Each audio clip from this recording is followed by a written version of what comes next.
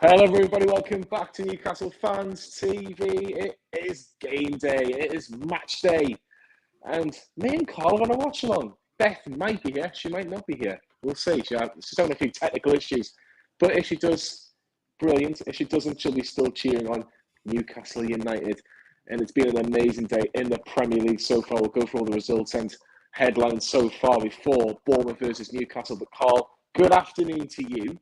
It's a big game now. Well, it was always going to be a big game, and we've got team news to get through as well. But generally, before we kind of go into the nuts and bolts of everything, how are you feeling about today? Yeah, I'm quietly optimistic. I mean, it's usually quite other than the time we beat them 4-1, I think they beat us 3-0 as well, or 4-0 and 3-1, something like that, over the in the 3 to 4 year period. It's usually quite a close game with Bournemouth, and obviously it wasn't as smooth sailing as we thought it might have been in the Carabao Cup. We drew with them back in September. Obviously, there's the homecoming of Eddie Howe per se. So yeah, my heart says that we're going to go out and put 3 or 4 past them, but in my head, I'm realistically thinking it might be a difficult game with the added pressure of almost not cementing, but cementing that top 4 place that we've got with people slipping up, other than Brighton, obviously. Yeah, it's amazing what's happening really in terms of how the top four's kind of has shaped itself. But the Premier League results are in. Arsenal won, Brentford won. Arsenal have dropped points again, which... Are we in a title race? Shh. Are we in a title race? We'll see. We will see. Crystal Palace won, Brighton won. I'm counting Brighton as a top 4 contender at the minute. They are 5 points behind Newcastle United before we kick a ball today, which is interesting. Just keep half an eye on Brighton Hove Albion. Fulham 2, Nottingham Forest 0. John Joe Shelby came on to make his first appearance for Forest, but he's on the losing side. It's finished at the King Power Stadium, Carlito. Leicester 4, Spurs 1. Spurs are being Spursy, Karl. Honestly, I can't stop laughing every time. I've just been walking around the house going, Spursy being Spursy. It's a weird one, isn't it? It is that. I think you calling it Spursy is the right way to put it. They almost look like they'd got to a point where they were coming into a good I'm run just going of to come back in and out because I think my mic's playing up a touch, so I'm going to come back in and out, okay? Yeah, no worries. Just answering Johnny's question, obviously, it looked like Spurs were starting to get back into a normal kind of run of form with regards to how they play, and I thought they were going to start threatening our top 4 position, but then Leicester go and do that. James Maddison is a mag in disguise. Let's have a listen, Johnny. I hope people can hear me better. Let us know in the comments Miles better, mate. Yeah. Miles better. Fantastic. Yeah. So where was it? Yeah, so Leicester 4, Tottenham 1. Spurs are being Spursy. Yeah, I was just saying it looked like Tottenham was starting to get a bit of traction, a bit of run of form, and I thought they were going to start threatening our top 4 position. And then Leicester go and do that today. James Maddison is a mag, so it's really interesting now. And I think results like today really point out that it's our position to lose. It really is. And no disrespect to Bournemouth, we've got to be looking to go and beat Bournemouth today comfortably as well. But like you said, 100%. Manchester United have dropped points, Man City have dropped points, Arsenal have dropped points. I jokingly said on the Premier League channel about us winning the league. You never know. You never know. You never know indeed. Look, again, Leicester 4 minutes. Bentancur gave Spurs the lead, but then goals from Mendy, Maddison, secret agent Mag, as I said on Twitter as well. And then Harvey Barnes getting on the act. I forget who scored the 3rd goal, to be honest with you. I'm trying to remember off the top of my head. But Leicester did make it. Ian Nacho just before half-time made it 3-1, and it was 4-1 in the second half through Harvey Barnes. Southampton 1, Wolves 2. It looks like Wolves are getting out of this relegation zone, but it looks like Nathan Jones getting sacked. And finally, West Ham United That new 1. managed bounce just never come, did it? Just never came. No, it never did. I'm glad he came in when he did, though, because Newcastle... Yeah. Did I tell you? I'm good at envy. You didn't? No, I didn't mention it, did I? And West Ham 1, Chelsea 1 as well. Chelsea took the lead through João Felix, but West Ham equalised through the former Chelsea fullback Emerson to make sure of the points were shared for West Ham. I'm just looking at the Premier League table I'll go from 10th to first because I think we'll give it a bit of something, Carl. Liverpool, 20 games, 29 points. Who would have thought that at the start of the season? Who would have thought that before they played the Champions League final against Real Madrid? That's how I'm looking at it. Chelsea's point moves them to 9th, keeps them at 9th even, because they didn't move anywhere. They're on 31 points. They're 9 points behind Newcastle as we speak. Brentford's point, 22 games, 34.6 points off Newcastle. And then there's 2 teams on 35 points. Fulham in 7th with 23 games played, 35 points. Brighton's point leaves them in 6th. Good goal difference, but not as good as Newcastle's. They're on 35. They've got 2 games in hand on Tottenham, believe it or not, who are in 5th, 39 points after that 4-1 defeat. After beating Man City last week, I don't know what Antonio Conte must be thinking, but they sit on 39 points in 5th place. Newcastle, 21 games, 40 points. Can we make it 43? If Newcastle do win today, they'll go 3rd, which is where Manchester United are, but they have played a game more. They played Leeds on Wednesday, they're playing Leeds tomorrow. So we'll see how Manchester United get on, but Newcastle United today can move up to 3rd. City, 21 games, 45 points. They can reduce the gap. They play Villa tomorrow afternoon as the second part of Super Sunday, but top of the tree are Arsenal, 6 points clear of Manchester City, and they've played the same games. Arsenal's next game, Carl, is Manchester City at the Emirates on Wednesday. Newcastle can move into 3rd. Carl, team news is in. No Callum Wilson. Yeah. Bugger. Yeah, definitely. You'd think, today would have been perfect for him. I'm sure he would have played very well.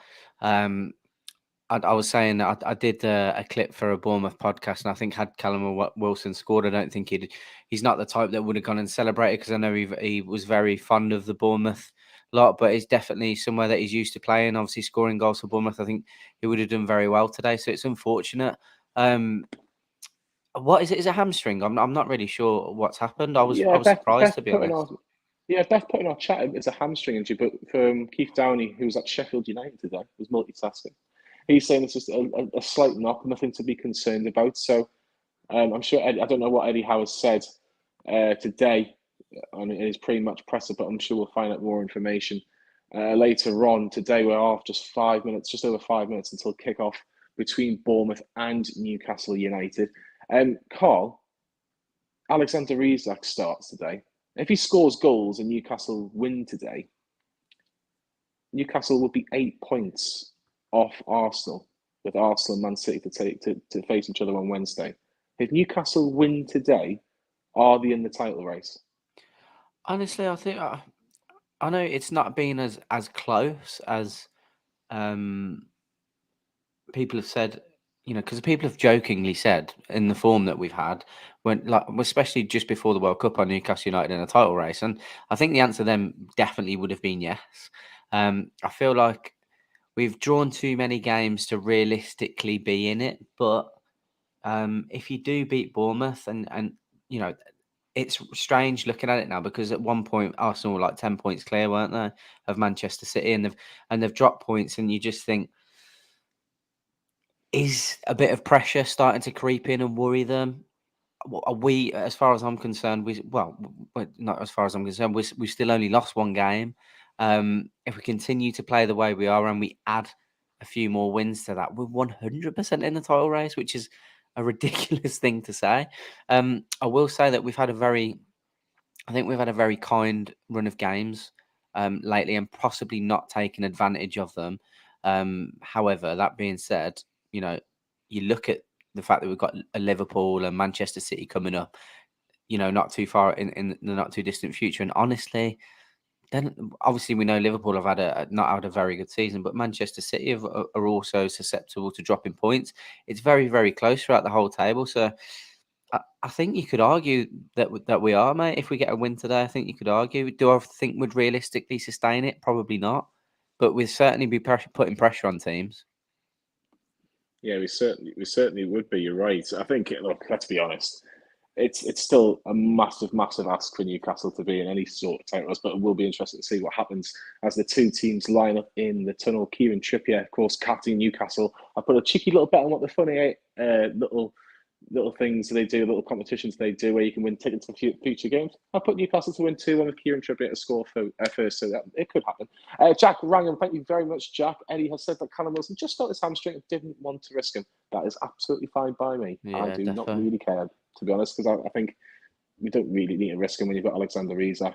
But if Isak was to get an injury, then you're thinking, oh no. But look, let's just see what happens. I'll run you through the Newcastle team for anyone that might have just missed it. It is Nick Pope in goal. The back four stays the same, so it's Trippier right back, two centre halves of Fabian Schär and Sven Botman, with Dan Burn at left back. The midfield stays the same. Joe Linton, Joe Willock, and Sean Longstaff. Alan St. Maximus starts off the left. Mickey Almiron starts off the right.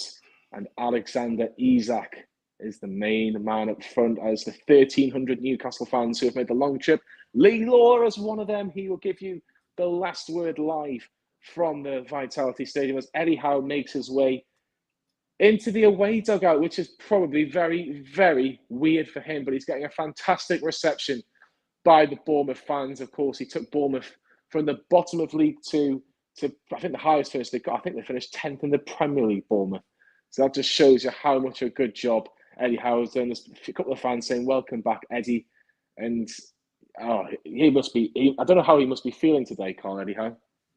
I mean, he's clearly a very humble and probably, behind closed doors, I'm sure he's probably quite emotional about it, but he's not someone that would show that. I don't think he's very professional. But I'm sure there must be some nostalgia there, and I'm sure not bitterness, but I think he had a genuine love for the club, and I'm sure he's feeling absolutely blessed that with regards to what he's doing at Newcastle. But it's definitely going to be an emotional day for him, definitely. But I think that won't cloud his judgment. He's going to want to go out and get the job done, definitely. Oh, 100%. 100%. Look, the Bournemouth team is Neto and go, Utara, Lerma, Billing and Anthony as your midfield. This afternoon, Lerma I thought was a real handful actually against Newcastle at St. James's Park. Traore and Dominic Solanke's back from a 3-game injury, not ban, but just a 3-game injury spell. The defence of Bournemouth I just missed before, but Smith right back, Stevenson, Senese at centre half, and Zamura at left back. I think it was Philip Billing. Philip Billing was actually that gave Newcastle. I think Philip Billing gave Bournemouth the lead against Newcastle at St James's Park. If I'm right, Carl. I missed that, but last bit. Sorry, mate. I was just double checking that this was working. No, I thought I think it was Philip Billing that gave Bournemouth the lead against Newcastle at St James's Park earlier on in the season. Yeah, it was. Like I said, it was a difficult game, and same proved in the Carabao Cup tie. He's definitely someone to watch out for. I think Bournemouth. I think Bournemouth will stay up. I do. I think they've got enough about them to stay up, but with them, I don't think there's much room for them to start panicking, especially when you look at Newcastle United last season when we didn't even win till the back end of December. Do you know what I mean? So it's always going to be a difficult test against Bournemouth. They're no pushovers. They've got some quality, and we've got to be on our best form today. Definitely, it's a good advantage, like I said, to kind of cement that top 4 place. Yeah, certainly is. They're just flipping the coin. Stuart Atwell's the referee today. I've never been his biggest fan, I have to be honest, but we'll leave that for a second. Just before the game starts, every Newcastle fan and everybody around the world will know, there's been earthquakes in Turkey, in Syria, but obviously Turkey being particular, as the former Newcastle midfielder who was playing in Turkey, Christian Atsu, has still not been found since that earthquake that happened. I believe it was on Monday, the day after he played for his new club in Turkey, and where he scored the winner, believe it or not, and it was fantastic. He was fantastic in a Newcastle shirt. First goal for that club as well, wasn't it? Yeah, we still pray for Atsu. We hope and pray for some good news. We really, really do. We want to hear some good news. Of course, me and Sam have had him on the Greenman on the show, and he was an absolute gentleman. Really, really was. He was very, very kind, very, very good with his words, and giving us, he didn't have to give us the interview as well, but to talk about Newcastle, he had a big smile on his face when we were talking about some really, really good times at Newcastle United. So everybody on behalf of Newcastle Fans TV, and I'm sure you'll be saying in the comments as well, pray for Atsu. Let's get some great news, and hopefully everybody is okay. And again, our hearts and our prayers go to every family affected with those earthquakes. The game is just about to kick off. It's Newcastle versus Bournemouth at the Vitality. Newcastle playing from left to right to start things off in their white and green kit. And it is a big, big chance for Newcastle, Karl, to really make a mark on that little top four mini race that can take advantage of Tottenham and Brighton's mistakes today. But how big of a game is it for Alan St. Maximin?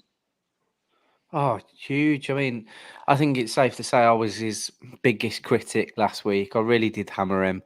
And, I'm someone that always wants to be proven wrong. I do. He's he's he's someone that he always gets me off my seat. And I said the unfortunate thing is lately that I'm very quickly sat back down, because I think some defenders have become wise to him. So it is a huge game. I've got a feeling he'll probably be the complete polar opposite today, and I have an absolute worldie, hopefully, and shut us all up. We are fickle. We're fans at the end of the day. Do you know what I mean? I'm not sat in Eddie Howe's chair for a very good reason, because realistically, I don't know what I'm talking about. But it is a big, big week for him, and especially off the back of a couple of interviews that he's had, in terms of saying that he's not a bench player. So hopefully he'll be able to rectify that, because I think we'd all want him starting at his best, to be fair. Yeah, 100%. Look, it's going to be interesting. Look, he has got. You'd like to think that he's got to take his chance. Eddie Howe said he needs to take his opportunity. He didn't have the best game last week, but he just plays a nice little 1-2 with Joe Willing. He plays a lovely through ball to Alexander Isak, but it's well defended by Senesi.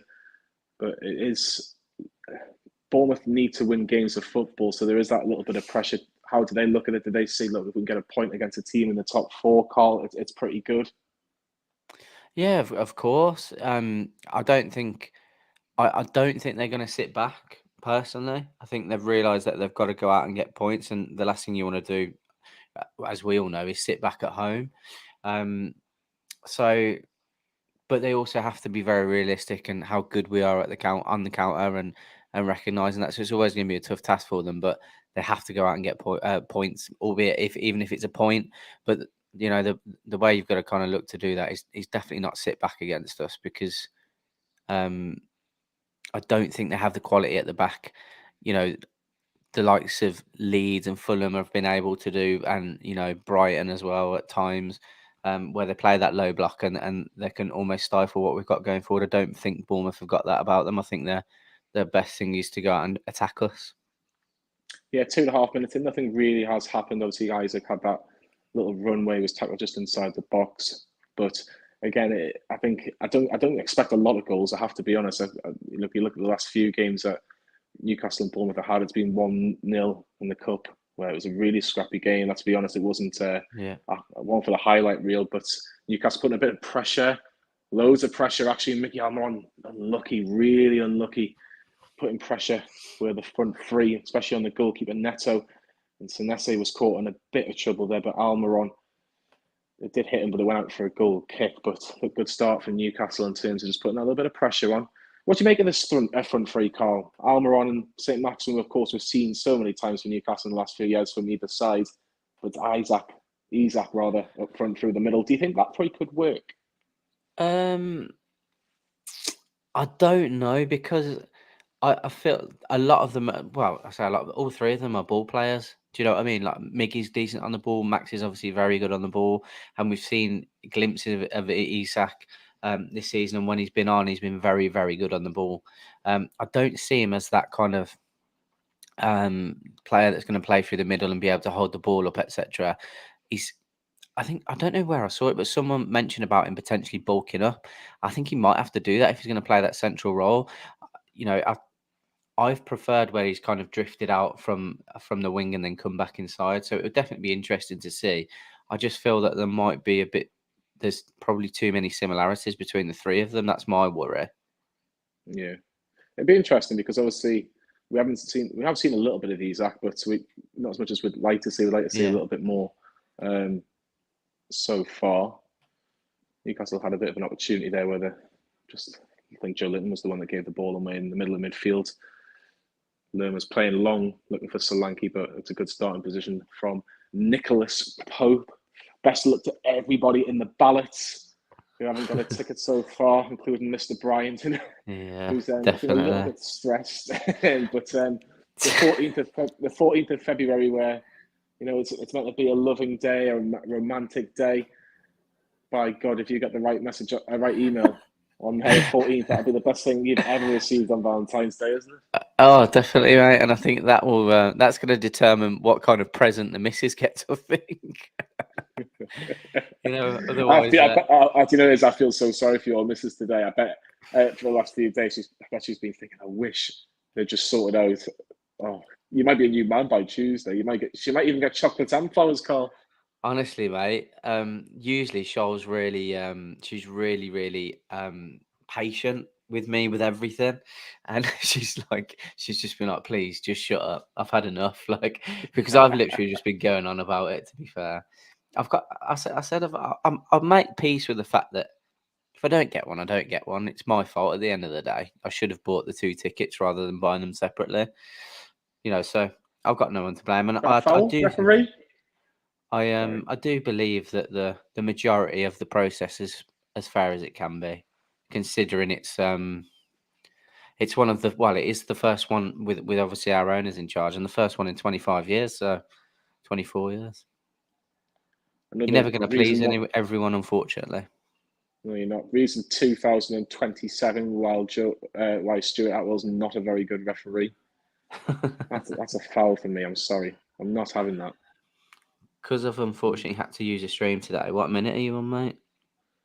I'm on 6:30. Oh, that's not too bad. That's fine.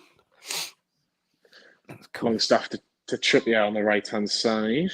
Can we do something with this? No, because Bournemouth have been very defensive. You can see they're quite drilled today.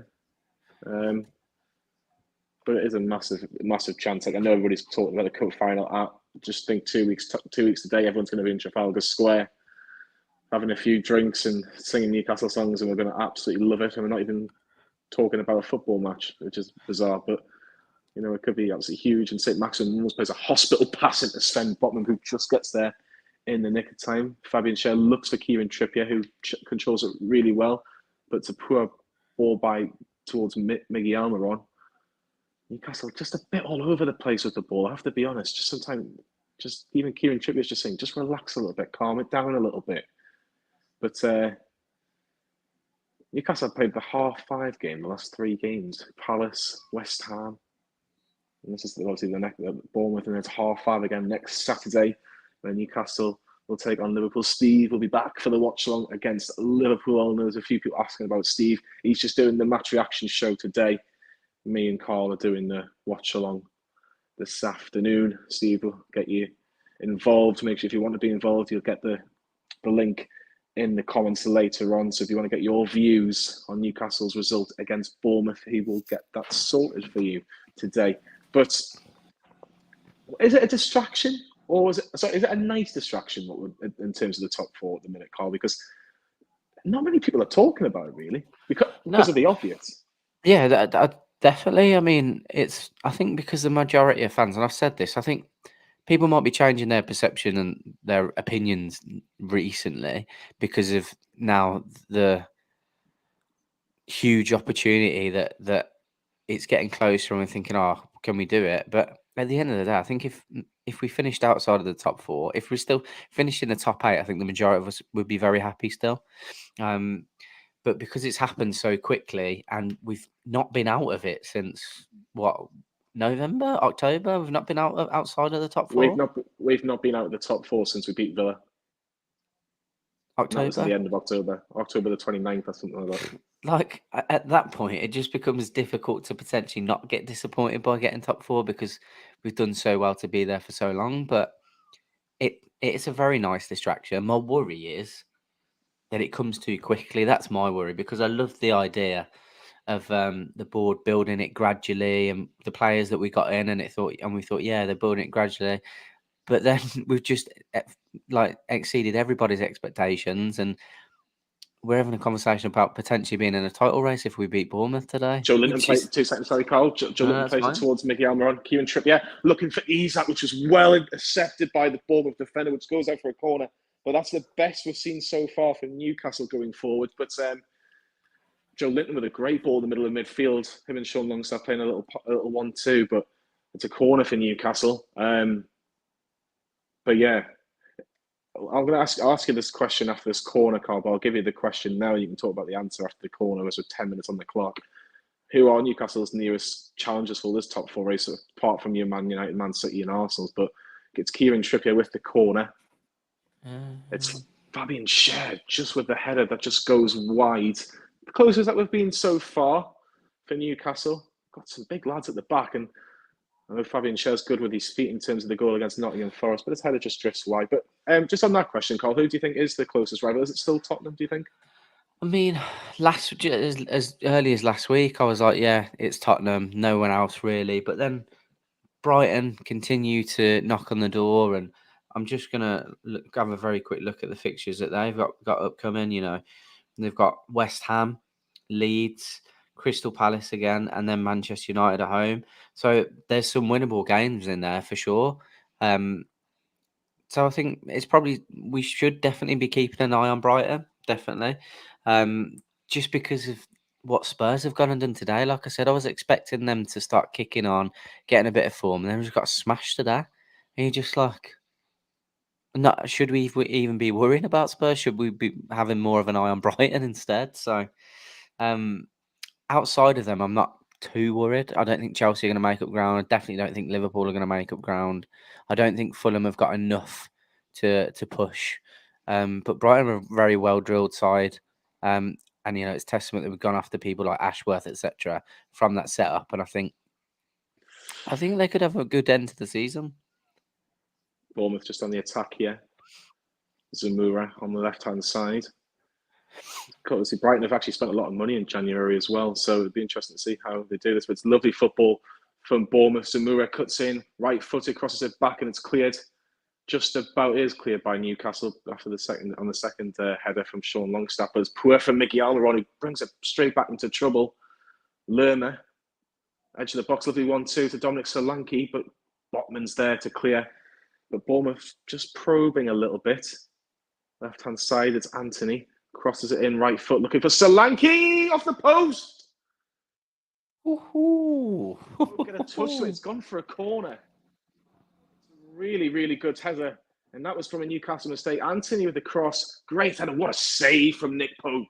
Really good save by Nick Pope. And that's probably why he's England's number one, really. It's a fantastic save. It looks like it's right in the corner. What a save. I thought it hit the post from the camera angle I had, but that's the best chance of the game so far. Nick Pope's the reason why it's still Bournemouth 0, Newcastle 0, but corner for Bournemouth. Right-footed, cleared away from Dan Burn, and Newcastle can get back into shape. I think it's fair to say that we have a conversation every week about how little Nick Pope does, but he always pops up with that one save that just allows us to go on and win or keep a point. He's been absolutely immense for us. What a signing he's been. Unbelievable. 10 million, 12 million quid, something like that. And for a player like Nick Pope, who has made the most clean sheets in the Premier League this season, I think it's 11 clean sheets he's made so far this season.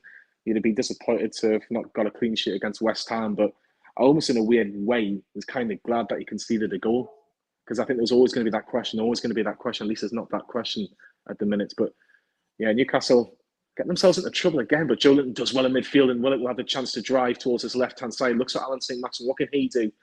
Alan St. Maximin, he's looking for the pass. It's really poor from Alan St. Maximin. Drive at the full-back. That's what you're good at. Drive at the full-back.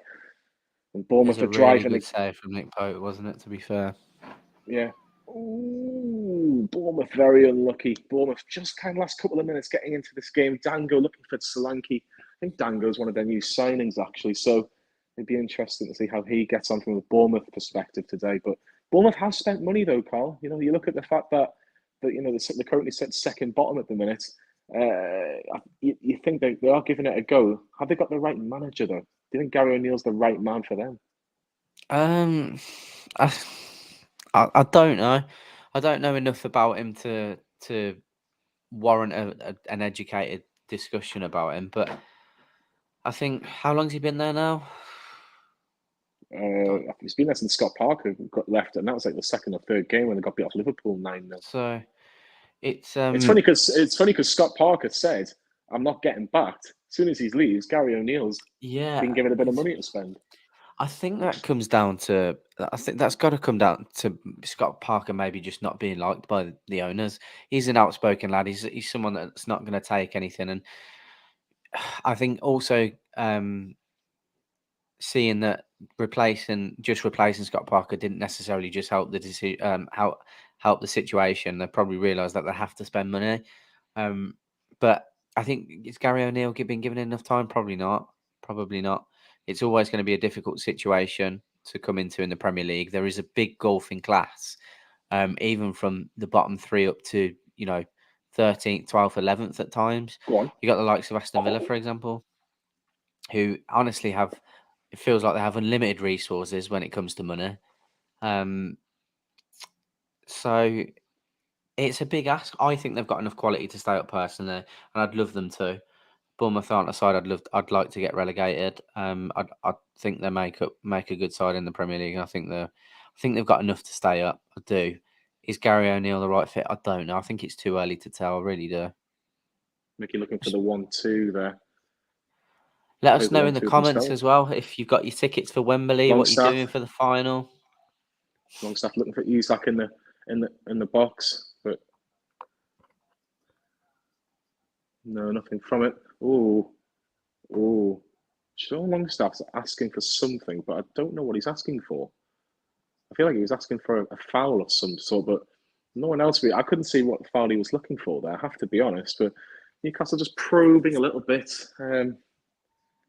But it's been a little bit scrappy between both teams, to be honest. Both teams haven't really put a pass together. Newcastle have shaded the possession, I would have thought, in the first 16 minutes or so. But apart from that Nick Pope save, there's barely been little goalmouth action. It's still a fantastic save, really, really was.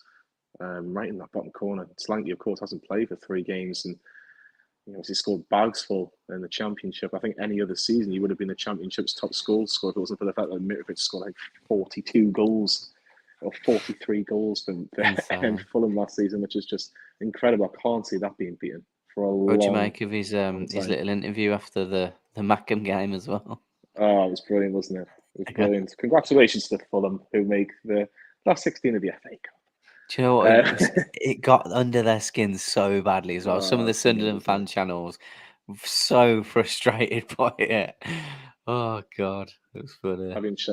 Fabian Schär looking for Joe Willock in the middle of the park, but got intercepted and cleared for a throw-in for Newcastle. Anthony Gordon being shown on the television right now. He obviously made a good start in a Newcastle shirt last week. Anthony Gordon. I wonder what feels weird not being at the football. Feels really weird for me because most away games I can pretty much choose which ones I want to go to. I have no choice in this. You didn't even have an opportunity to, did you? It's a nightmare. No, this one I think the lowest I got to was 155 loyalty points. That's insane. I'm not a million miles away from that, but it wasn't the case. Mickey and trick it down the right hand side for Newcastle. What was the allocation? Just over 1,000. Oh, is it that little? But even so, the fact that we've got over 1,000 fans that are over 150 points is mad. The loyalty there is crazy. Yeah, I would say you're nearly a mix-up between Nick Pope and Sven Botman, but there is a foul on the defender. But Pope did the right thing. Botman's not quite happy at all. I think it's Solanke with the foul. It is Solanke with the foul. It is a foul, but Nick Pope does well. Reads the situation very, very well. To be honest with you, Carl, I would say anybody with 25 points is a real fan. How do I get off the stream? How many have you got again? How many have you got?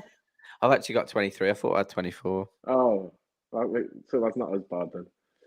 But I think the only frustrating one for me was I felt like Tier 2 was almost pointless. Apparently, there was 500 fans that had that one. Because if you're Tier 1, you should realistically going to qualify for Tier 2 anyway. Oh, go on, Isak. He's through. It's Alexander Isak. Oh, it's really good defending. Fantastic ball from Fabian Schär. Isak just angles his run. He's well onside. Adam Smith's playing him on the right hand side. He drives into the box, but he gets more of an acute angle, and the defender Zamora does really, really well. That was a chance for Newcastle. Is it a corner? It is a corner for Newcastle. Zamora gets the last touch. Isak must have thought, I'm going to get a shot off here, but he doesn't. But it is a corner for Newcastle. Trippier with his second corner so far, 20 minutes in. Trippier cleared, but Miggy should get this on the edge of the box. He will have Trippier there. He does have Trippier there. One touch, crosses it in, and it's going to be another corner from the other side for Newcastle. Oh, it's a big opportunity for Isak there. Really big opportunity. Just if I repeat myself to people in the chat, by the way, I'm about 30 seconds behind Jonny, so I'll give you a further analysis on what Jonny said, like a replay. It's Trippier taking the corner from the other side of. Was great defending, to be fair, wasn't it? St. Maximin plays it short. St. Maximin, Trippier with a floated one looking for Isak, but it's cleared a little bit towards Sean Longstaff, who will look for that right-hand side, but decides to play it to the Bournemouth fans, which is really nice of them. I will say one thing. In the very short amount of time that we've seen Isak, his timing to make a run off the shoulder of the last defender looks really impressive. Really impressive. He's inch perfect with it. Mm-hmm. Quick question on Newcastle's bench today, Karl.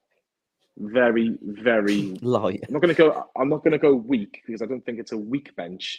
Light. It hasn't got a lot of experience, really, has it? No, but I mean, I feel like there's definitely an opportunity to go and spend money. I don't think the board turned around to Eddie Howe and said there's no money to be spent. Well, there's no deals to be done. I think, is that a testament to what he thinks we've got quality wise off the bench? Is it the fact that they're turning around and thinking, well, if we don't have to push on for Champions League, if it happens, fantastic.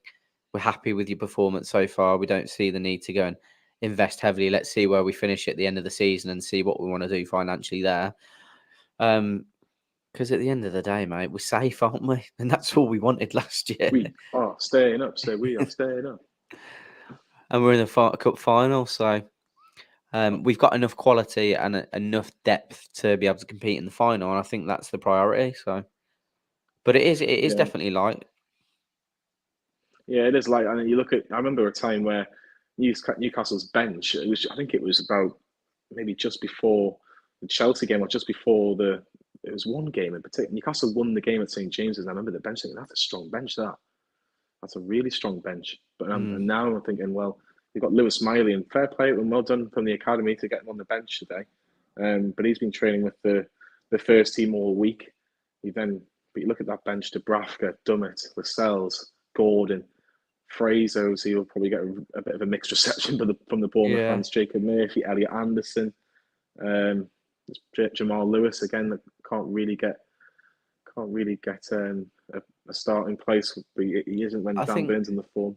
I think bar Anthony Gordon and Dubravka, I think it's safe to say that all of those are players that you would expect to see outside of a Premier League 11, unless you may be in the bottom 5 to 6 clubs.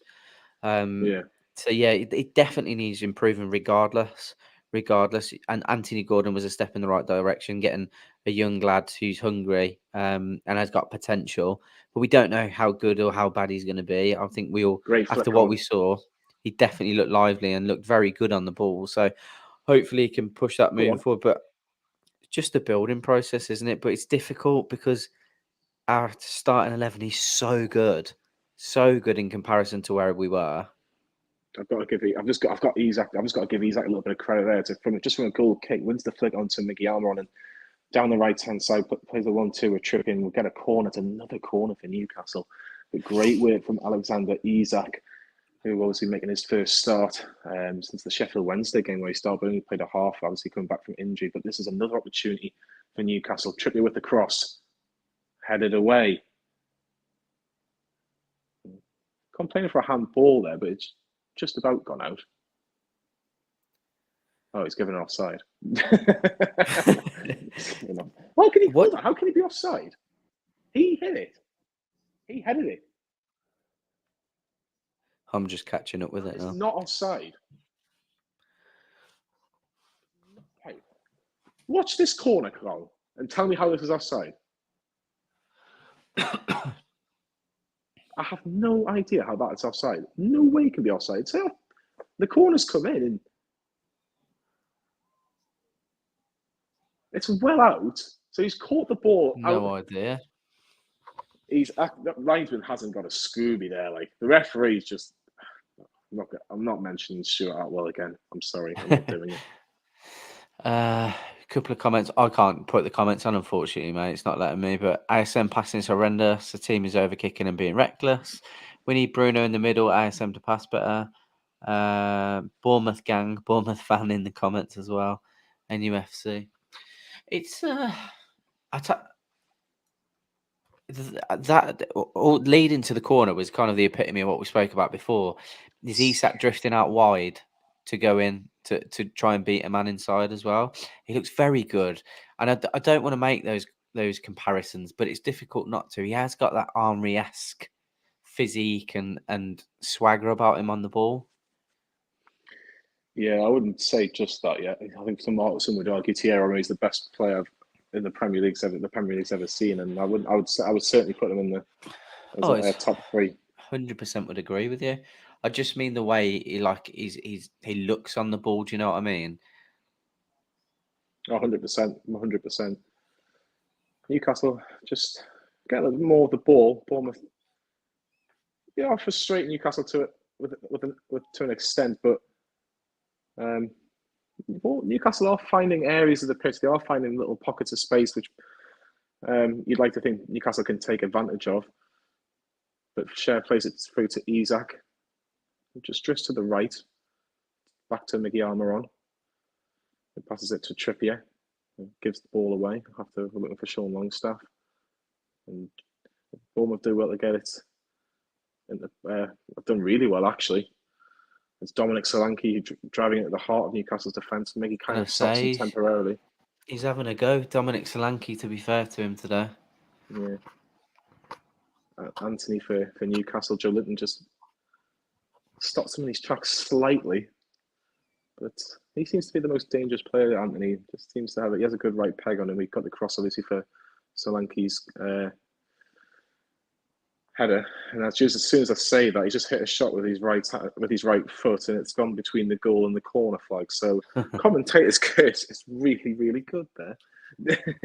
Just an intermission. Drop a like on the video for a little sexy Newcastle Fans TV mic covers if it focuses. Oh, look at that!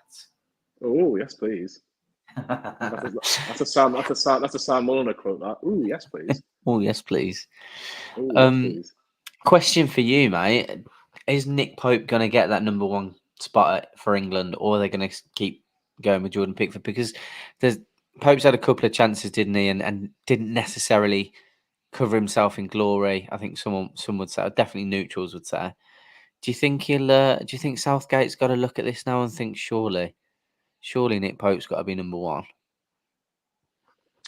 Honestly, I don't see Nick Pope being England number one. I think he deserves to be England number one. If you look at just this season, I think Jordan Pickford's had 1-2 good games for Everton this season. Yeah, which probably tells you where Everton are in the league right now. I know they got a good win last week, but Pickford was barely tested. I think he made one half decent save. But I think the biggest thing from an England point of view, Jordan Pickford hasn't really let England down. He hasn't, to be fair. He's never made what I'll call a clanger. There's a couple of times you'd maybe look at Tchouamani's goal for France. Could you have saved that? Well, would Nick Pope have saved it? Nick Pope's bigger. He's got a better chance. But Nick Pope made, when he played for England last time, obviously made that howler. howler. So that's the problem. But Bournemouth have a corner. That was just as we hit the half an hour mark. That's flying by, half an hour already. Right footed, and it's a goal for Bournemouth. Flicked in at the back post. Bournemouth take the lead, and Stevens giving Bournemouth the lead. There'll be an offside check, but he looks all right to me. It's poor defending, poor marking at the back post, and Bournemouth are 1-0 up. And to be honest with you, there's not been much in it between either side, but Bournemouth have taken their opportunity, and it's Bournemouth 1, Newcastle United 0, unless there's a VAR check, but it doesn't look like there's going to be one coming anytime soon. But we haven't seen the replay yet, but let's have a look. Corner comes in, right-footed, headed on. Look, no, he's absolutely fine. It's going to be Bournemouth 1, Newcastle United 0, and Stevenson's given Bournemouth the lead. Really quiet. I said, mate, I think this is what they had to do. It's a weird conversation for us to have this season. Us going 1-0 down is a very It's strange thing. Alexander Isak is the man at fault, I'm afraid. Stevens is the one that gambles at the far post, and Isak just loses him. And it's actually Marcos Sensi. I do apologise. It's his first goal for Bournemouth. I thought it was Stevens, but Sensi I'm going for there, who gets the first goal of the game. It's a huge goal for Bournemouth. Eddie Howe and Jason Tyndall, former Bournemouth men, would have loved to have seen a Bournemouth goal apart from today. Gillian Target, welcome. You are a new member. I wish it was in better circumstances as Newcastle unless you're a go Bournemouth 1-0 down. Maybe, but Newcastle have got some work to do. Interesting. Botman looking for Trippier. He does get there. Newcastle need to react. Can they react quickly? Can they react like we've seen Eddie Howe Newcastle United team react? Trippier looking for the 1-2 with Miguel on a little floated ball. Gets it. And he plays it back. Trippier with the cross right into the hands of Neto, unfortunately. It'll be interesting to see how we do respond because, you know, the St James's Park has been absolutely rocking, hasn't it? All the little things that, because we've been kind of looked at that club at the moment that has a bit of shithousery about them. And teams have come, West Ham, for example, and Southampton in the semi-final, come and just little things like making Newcastle shoot towards the Gallagher first that's half. A head injury. And it usually gets us up for it, and we end up scoring. So, it'd be very interesting to see how we react with a smaller crowd around them. Because obviously, the Newcastle fans are always in great voice. I don't know what to say. I can't remember last time we went 1-0 down in a league game. In a league game, it would have been. Oh my god! It's probably October time. Yeah, it's just watching the goal again. Possibly. I can't remember.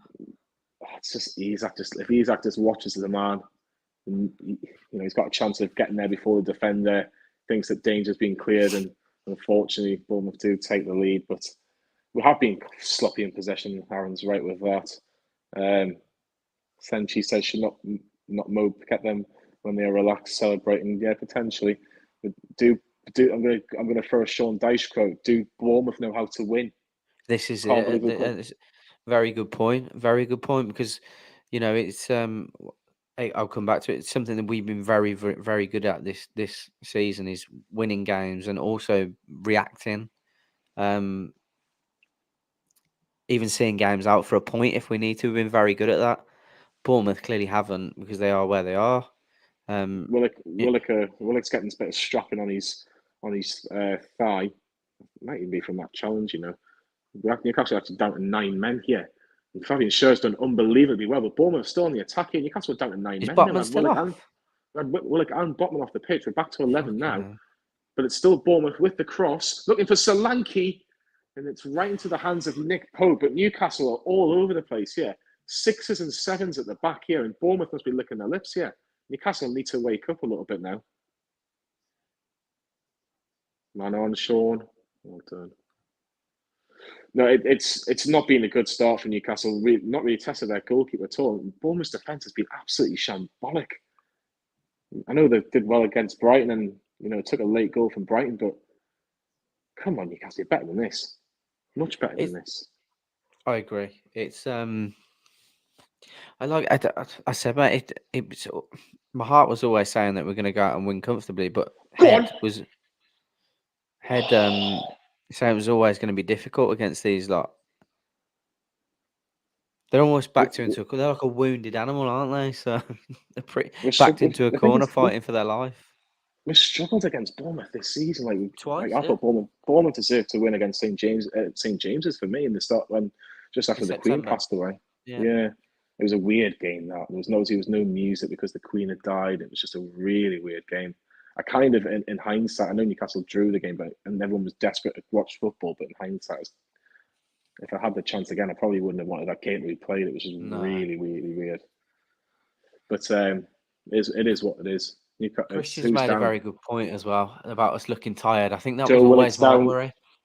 Joe Willock's down. Looks like he's going to be subbed here. Anthony Gordon's already stripped and ready to come on.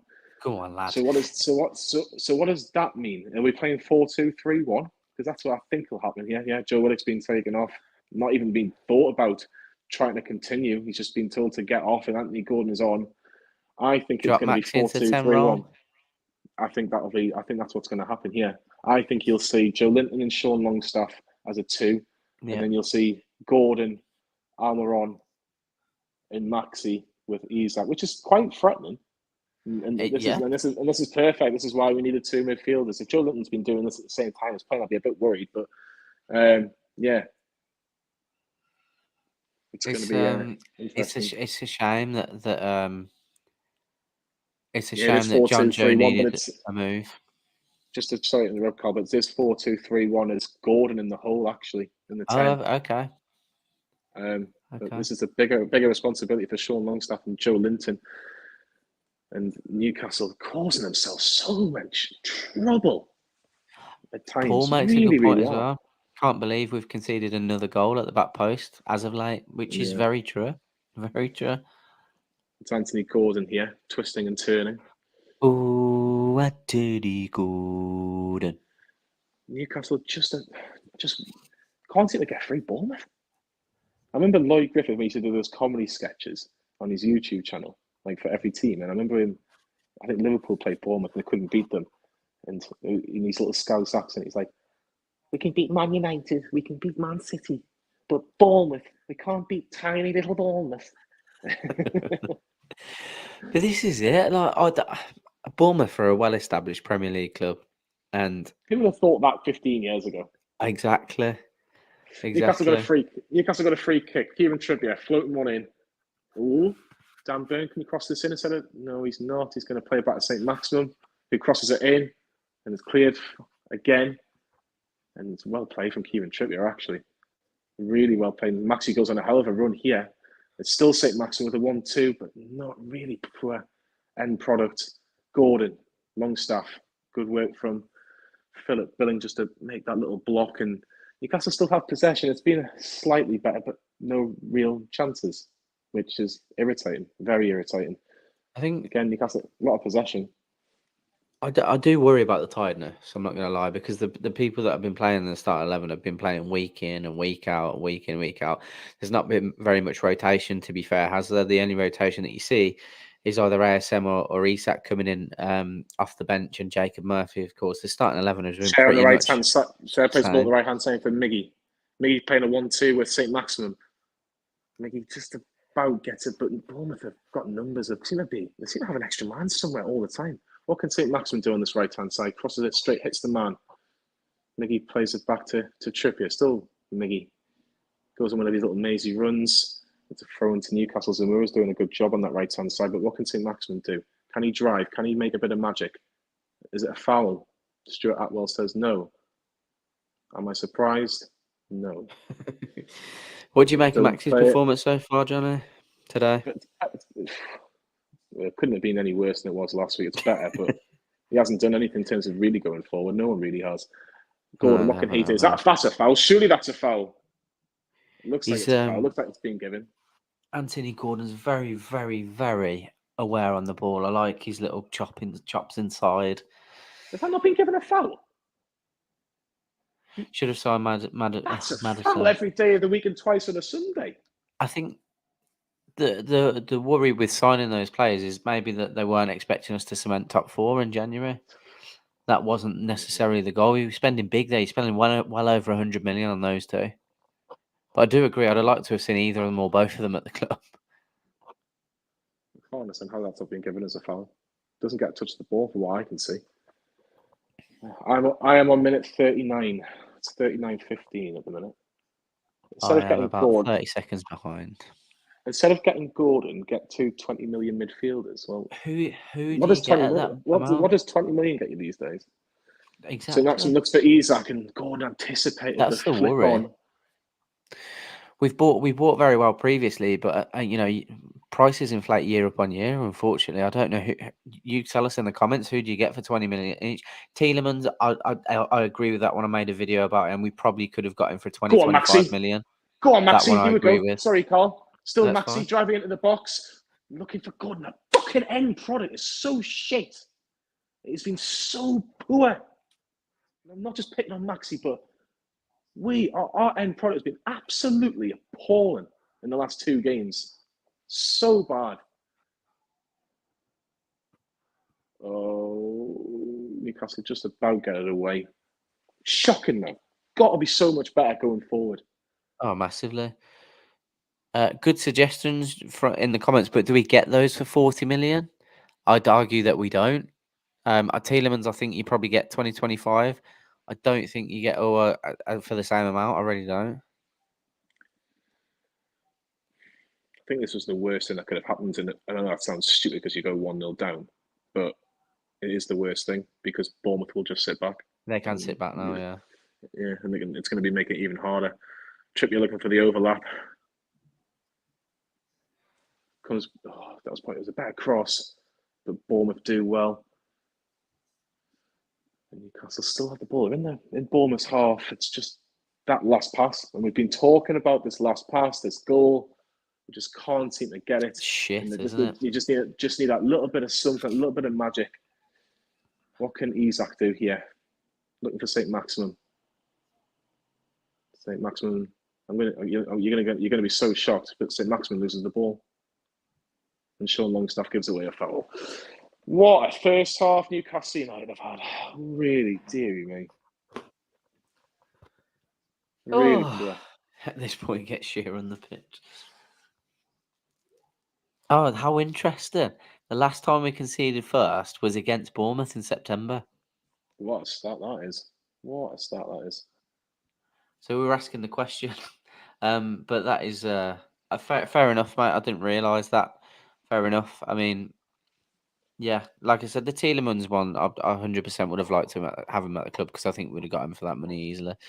As if it was Bournemouth. But like Jonny said, those 2 games against Bournemouth this season have been really difficult games. Really difficult games. Oh, he's like nearly got there. Ronnie, the Leeds fan, he wants Newcastle to win today because if Bournemouth win, I'm sure Leeds are in the bottom 3 of Bournemouth win today. Are they? They're on the same point, or they're on the same points at least anyway. I didn't even realise that they were still struggling like that. Obviously they are because Jesse Marsh was sacked, wasn't it? Oh, he was absolutely shit. It's just his comments for me were a bit. He almost was a very. Have you watched Ted Lasso? Yeah, he is Ted Lasso. He's literally Ted Lasso. But like, this is what I mean. Like, for me, it's just not good enough. But come on, Newcastle. Look, we've got 2 minutes till half time. There might be a couple of minutes of injury time, but the keeper's not had to make a save yet. And Nick Pope's had to make one half decent save and one unbelievable save as Fabian Schär goes forward. Thought he was going to go for a strike. Does go for a strike, but blocked. Comes back out to Gordon, but loses the first header. Longstaff to Byrne. Byrne decides to pass it to somebody, to Isak, to Maxi. Isak in the box. Shoots, and it's the first shot on target, but right into...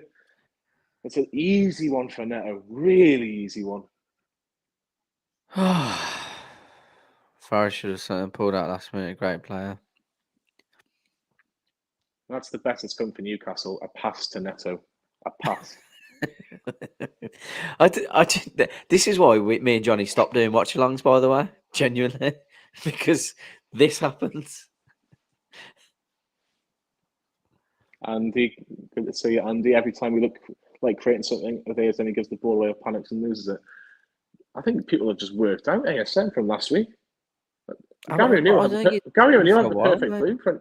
He had the perfect blueprint last week. Go touch tight to Maxi and you cause him trouble. You give him a little bit of space and he has a bit of time to run at you. It's difficult. It's tough. Because he doesn't... I think you'll notice it from when you're sat as well. He waits for the ball to come to his feet because he wants to then run at defenders. If you've got someone up his arse, the ball doesn't even get to his feet. He's that unaware. We're struggling against Bournemouth. They're just saying that obviously Sky is showing Newcastle versus Liverpool next week at 5 o'clock. And Oh, Newcastle Lord causing Kananga. more problems here, man. Jesus. Sean Longstaff watches the run. Joe Linton just about gets away with it. Newcastle, bloody Nora. And again, lose the ball again. So sloppy in possession. Once again. We've been lucky to keep it at 1-0 at half time. Honest to God. Into the Can't box. perform like Comes this at back to Wembley and we get the back end. Anthony. Billing. But Newcastle just about do all right. And Trippier just about gets a foot in. 2 minutes of injury time. So Nesse's goal's the difference between the two sides, and that's going to go out for a goal kick. But Newcastle will be absolutely shambolic. Absolutely shambolic. JJ says ASM needs his dreads back since the different hairstyle's been off it. And Samson, isn't it? He's lost his strength. Andy's saying paying the price, not getting a CM, it seems to me. Nice to see you two do some work. What's his? Nice to see us two do some work. Well, we're just part-timers today because Lee's obviously doing the miles today. He's down Bournemouth, and Sam's got a chest infection, so he's just finding a pair of bollocks at work, and then he's going to come and say some stuff after that. Oh, honestly, I'm gutted that we've not been able to go down to Bournemouth today. I'd have loved to have gone down. St. Maximum. Lovely ball. Come on, Sean. Sean's got a chance here. Finish it. Great save. Almiron.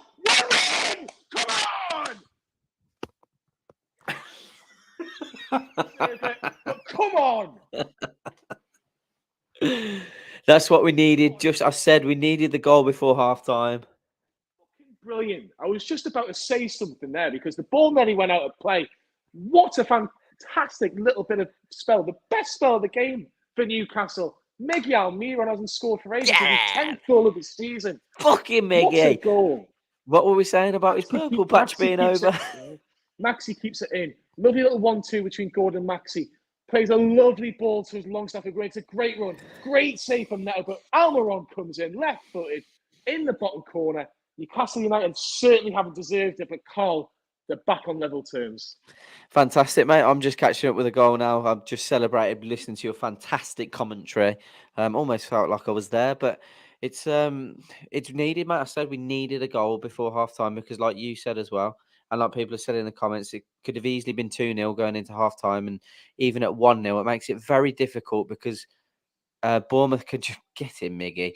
Bournemouth can just sit back and defend the draw, but now the pressure's on them again. So should be an open second half, and hopefully we come out the victors, mate. But and that is half time. Weird team to play against, Bournemouth are.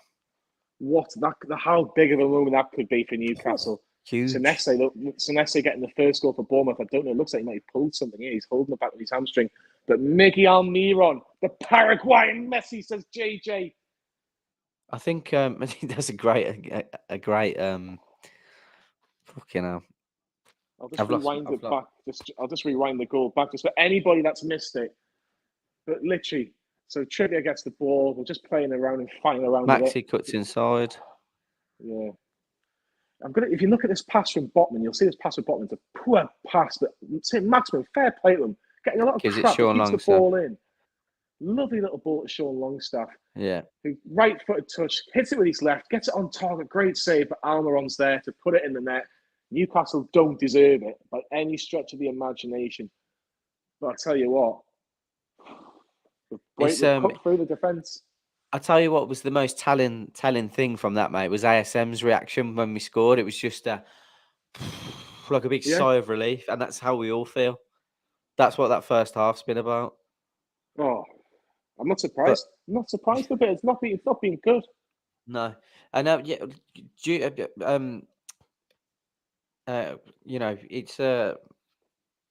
Maxi deserves praise for the ball that he's given to Sean Longstaff there, and Jonny says he's done very well to keep the ball in. Worked hard, cut inside on a little mazy run, give it to Sean Longstaff. Great pass. Longstaff gets the ball out of his feet. He's been doing that very well since the cup final, to be fair to him. And as he said, it comes out to Miggy. Do you know, with Neto, it's actually a really, really good save because it's actually going in. It's a good strike. Yeah. But Miggy Almiron, 10 goals this season for Almiron. I think Bournemouth hate Newcastle. Do you think that's because we took a lot of their players and well, obviously Eddie Howe had already gone, but he's come to us and he's doing the job that he did at Bournemouth, taking them up to Premier League, didn't he? At the end of the day, we needed some Yeah. shithousery. Do you not think that Ryan Fraser's due to come on and get a last minute winner? You, That would really do the Bournemouth fans, wouldn't it? honestly, I think that's what I think they would have been so happy that Wilson's not playing because they'd be like, oh, it kind of we haven't got to worry too much about him coming back and scoring, and you know. It's just written. It's one of those things where it's written in the stars, isn't it? Fraser comes on, hits an absolute scream or a really scrappy goal, and with Richie as well. absolutely no deservedness of winning the game as well. So, Yeah, but credit to AFC where it's due. Yeah, get your comments in while it's half time. Yeah, because Bournemouth won, Newcastle United won, and people are going to kill me because I haven't changed it on the on YouTube. So apologies because I can't see the notifications. I know why Steve gets a little bit of criticism when we don't do this. But yeah, it is half time. It is Bournemouth 1, Newcastle 1. Newcastle haven't played well, but Karl, when good teams don't play well and they're still in games, it shows something. Yeah, it's that age old saying, isn't it? Good teams find a way to win, even when they're playing badly, and that's something that we are building.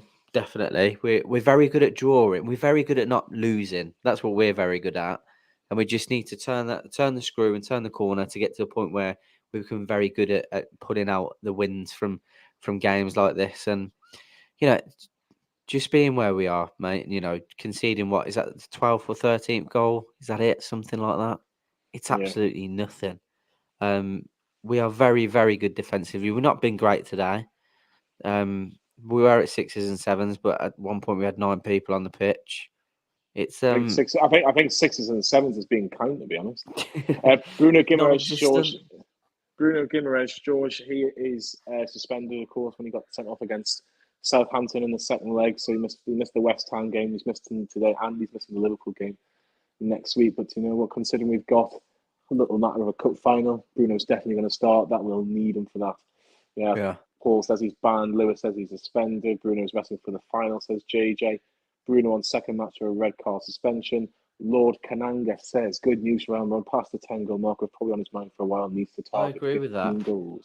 I genuinely think that little thing and the fact that he's been in such good form and then not had a goal in however many games, it's definitely would have been playing on his mind. So it's one of those things. You just get it out of the way and he can get back to playing very, very well. Because I've said it every week in the last word. I don't think Miggy gets enough credit for what he's done in terms of making his runs. He gets credit for being defensive, but because he's added the goals to his game this season, when that kind of stopped, everyone's like, oh, the old Miggy's back. I don't agree. I think the runs that he's been playing in behind the centre half and the left fullback with and anticipating balls from Trippier, he's been very, very good at that. Very good at that. And his crossing ability has been good when he wants to. It's sometimes I just find like he's a bit, he kind of stagnates and gets a bit stumbles a little bit, if that makes sense. It's actually interesting because I thought Isak was at fault, and he is at fault a little bit. But there's one Bournemouth player who gets the flick on, and Dan Burn and Kieran Trippier are both kind of marking him at the minute, and he still manages to get the flick on, and Sonati at the back post gets the goal. We've got we've got a former player and a former manager as the pundits for Sky tonight. Former player is Kieran Dyer. Former manager is the last man to get he was the last man to get Newcastle into a semi-final before Eddie Howe, and that was Graham Souness. Abu says we should have bought a midfielder. I don't care what no one says. That will be asked again by Eddie Howe. We're just seeing the Newcastle goal once again. Sean Longstaff left-footed after good play from St. Maximum.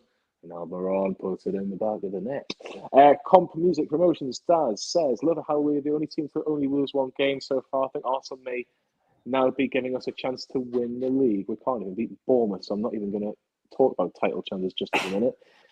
We can't be tight every time you have to take a risk. Andy says, is the Karl Watchalong curse over? I wonder. I fucking hope so. Yeah, I hope so.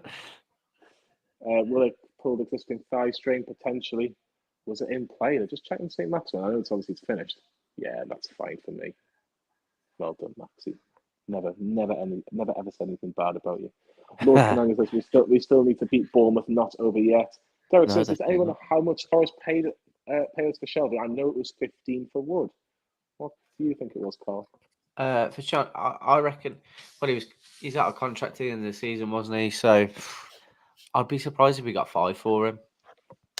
Love I him, think they'd have been lucky absolutely to love get him. 5. Very, very gutted that he had to go for his own career. I think he probably, well, it's frustrating because Willock's obviously gone off injured, and that's just fucking what's it that is just the universe just playing tricks. You know, you lose John Joe Shelby and then potentially another midfield injury. But yeah, he's unfortunately doesn't see a future at Newcastle. He needs to not risk it because he knows he's injury prone, so he's got to go and get a contract elsewhere, which is unfortunate. I love John Joe, really do. Yeah, I was gutted to see him go, but I hope he does really well. And I think 5 million probably max. I think are probably generous in that. yeah. There's a lot of people talking about Anthony Gordon. He's done well since coming on, says Paul. Can we play Gordon in the final? Says Christian. No, because he's cup tied. Abu says, I want how to absolutely roast them players in the changing room. I think he'd be having a go at one or two of them. I do agree. We should have signed a playmaker and a striker at least. Hey, it's only half time. Have faith Miggy will get us another.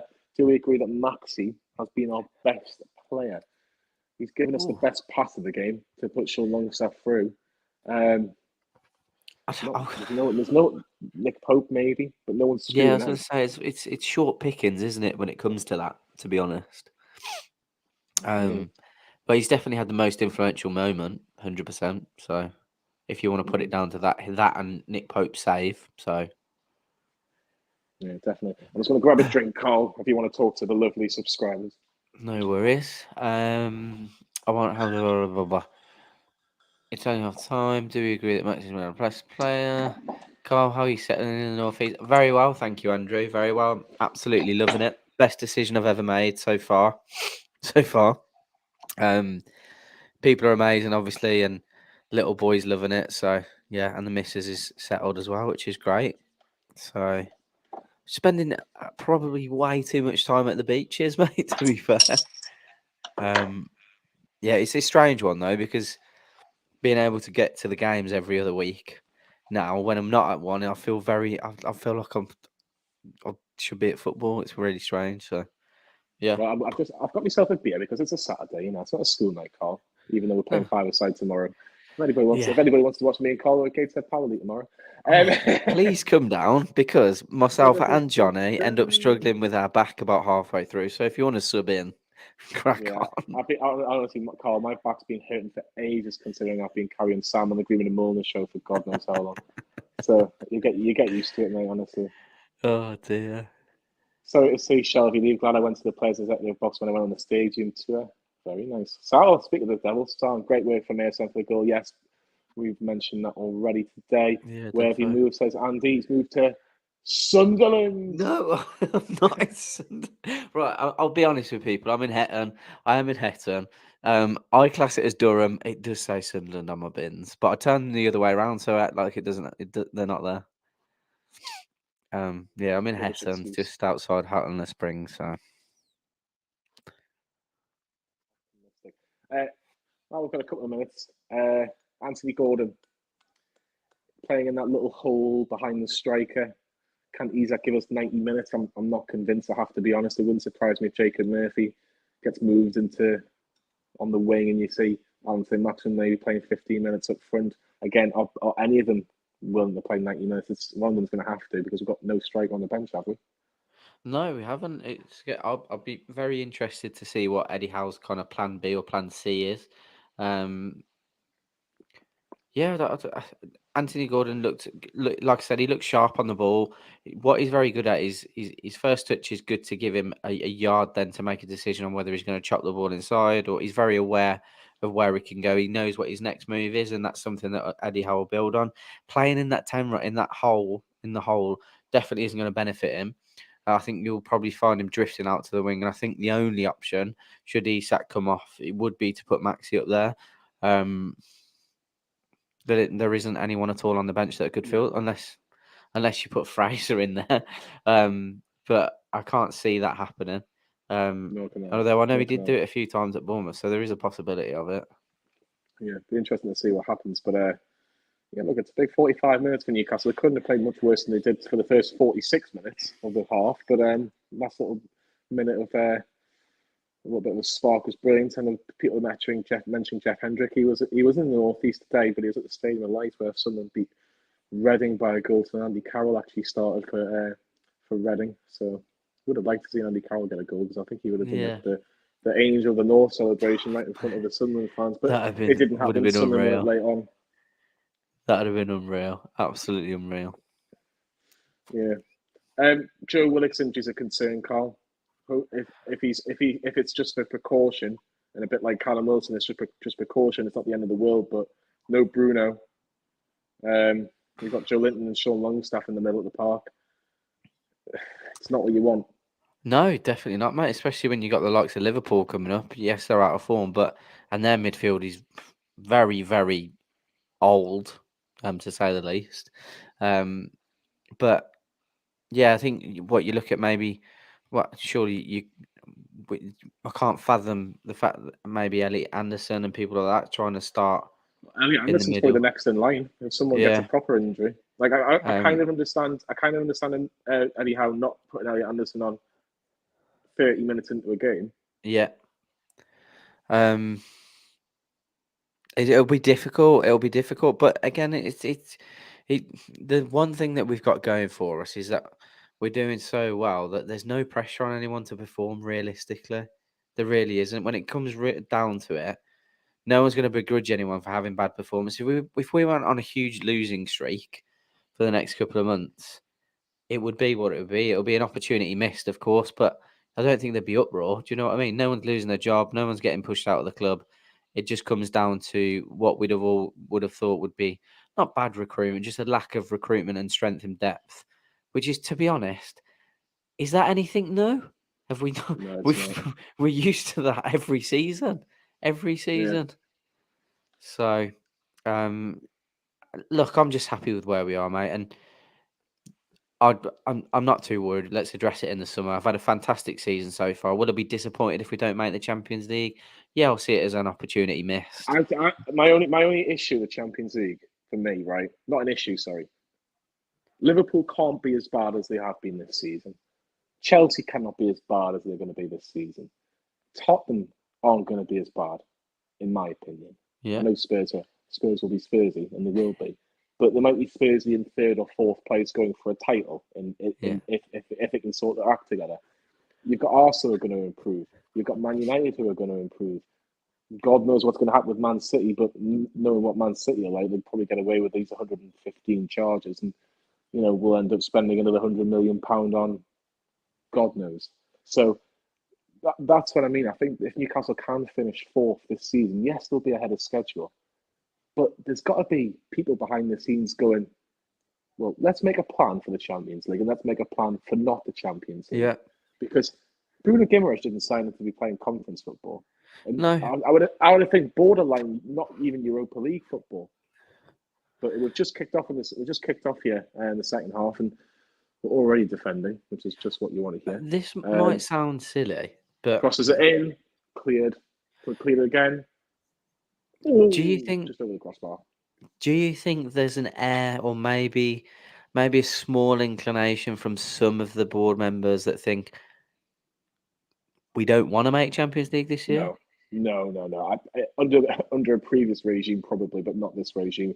I think there is a plan, and I don't think the plan this season was to get into the Champions League. I think it was to get into Europe, and I think we're certainly on track for that plan. But if someone said at the start of the season, you're in the top four in the middle of February, and you're in the League Cup final for a chance to break the trophy hoodoo, then yeah, that's not a million miles from perfection, really. Let's be honest. Newcastle win this today. They're 8 points off Arsenal, and Arsenal got to play City. Would you worry though, man? Because I 100% agree with that massively. I'm not someone that sits here and is like, oh, I don't want Champions League. Sorry, Carl. I'll let you finish, sorry, but we aren't in a title race regardless of what happens today. I'm just putting it out there. There's a conversation, just to put it out there. But Newcastle have got a free kick. But go on, Carl. You were saying. Do you think? Because I do agree that there obviously would have been some some small contingency plan that we make Champions League, or they certainly would have been developing that on what's been ongoing throughout the season.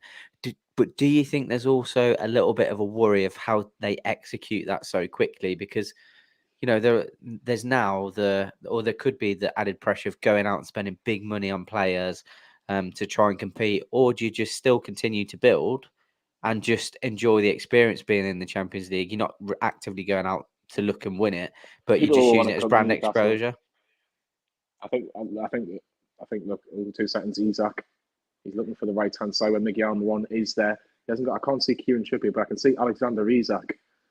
Who's looking for back to Miguel Almiron. Trippier is there and gets the cross in, but it's blocked. He still has it though. Kieran Trippier looking for Anthony Gordon, who's in the box, plays it back to Kieran Trippier. Looking for Sean Longstaff, but cleared by Dominic Solanke. It'll be a throw-in for Newcastle. I think if Newcastle make the Champions League this season, I think what will happen is players will, I think agents in particular, will get there trying to get their players at Newcastle, because why would you not want to come to Newcastle right now especially if they could win the Champions League? So my I worry think is that Newcastle won't have the issue trying to attract players. no, I agree. My worry then is it's not even a worry. I'd just like to, I think, cautious of how Eddie Howe then picks and recruits the players that he wants. Do you know what I mean? I mean, do you kind of continue down the route that we've gone and got Premier League proven players, but obviously you move on to European pedigree, but still kind of homegrown sort of air about them and people that you can coach, or do you go out and buy wonder stars? Do you know what I mean? It's You weird buy the because you best. just didn't expect it. But you buy. I think you buy the best player now, and it's not necessarily just talent, but I think you buy the whole overall package. As Bournemouth put themselves in a little bit of trouble here, Anthony Gordon is sliding into the away fans after being sent for a hot dog. Well, I Newcastle know what you're doing all going to right. say, and that falls greatly into my next question. Then we need a centre midfielder. We need someone that's going to fit the mould. He's not. I don't think he's going to Liverpool, and I certainly don't think he'll be going to Manchester City with what's going on. Definitely won't be going on to Chelsea. So, is there, if we make Champions League football, I know this is ridiculous, is there an opportunity for Newcastle United to sign Jude Bellingham? There's an opportunity to have a conversation with them. There's an opportunity to have a conversation. If he wants Champions League football and we are in the Champions League, you can have that conversation. You can offer him the big money because he's young enough to offer the big money. And Isak might have a chance of going through here. He's only got one man to beat, but he can't beat him, which is annoying. And Bournemouth, tiny little Bournemouth. Oh, I'll tell you what. The one thing that Nick Pope is doing, I hope it doesn't cost us, is that where Bournemouth are playing that ball over the top, it's particularly towards Dan Burn. They seem to be targeting Dan Burn in terms of the pace side of things. He is coming out every single time, but we'll see what happens. Dan Burn, Jesus, wet. That was shocking. That was really, really bad. Just look a yard off it everywhere today. Yeah. Could you imagine if 7 or 8 players have a bad day today and you still managed to pick up a win? That would be what we said though. That's the kind of litmus test of us being classed as a good team, getting a result when you play bad. Just charging me fool. To be fair, mate, I will say one thing: the amount of neutrals that I've had turn around to me and said Newcastle just like lately, anyway, like just not excited watching Newcastle, blah blah blah. But we still get a result, and you're just like, it's because we're a good team. We are genuinely a good team this year. Maybe he's running down the right hand side. He used his right foot, but I think I could have used my left foot better. Sean Longstaff looking for Isak. Well played from Isak. Longstaff again inside the box, looking for a strike, and Anthony Gordon was screaming for it on the edge, but he goes himself, and it's an easy save for Neto. Neutral fans are going to have to get used to it for 2 reasons. Yeah. One, Newcastle are getting better and better, and we're on the telly all the time. They hate it. Newcastle are on the telly all the time. We're literally not. All the TV selections have been made up to April, and Newcastle are on the television every single time. Even the game that we weren't, in terms of the game we were meant to play Brighton at the end of February, but also in the cup final, that was going to be on telly on BT Sport. So in the UK, I should say as well. But Yeah, but people talk about Declan Rice as well.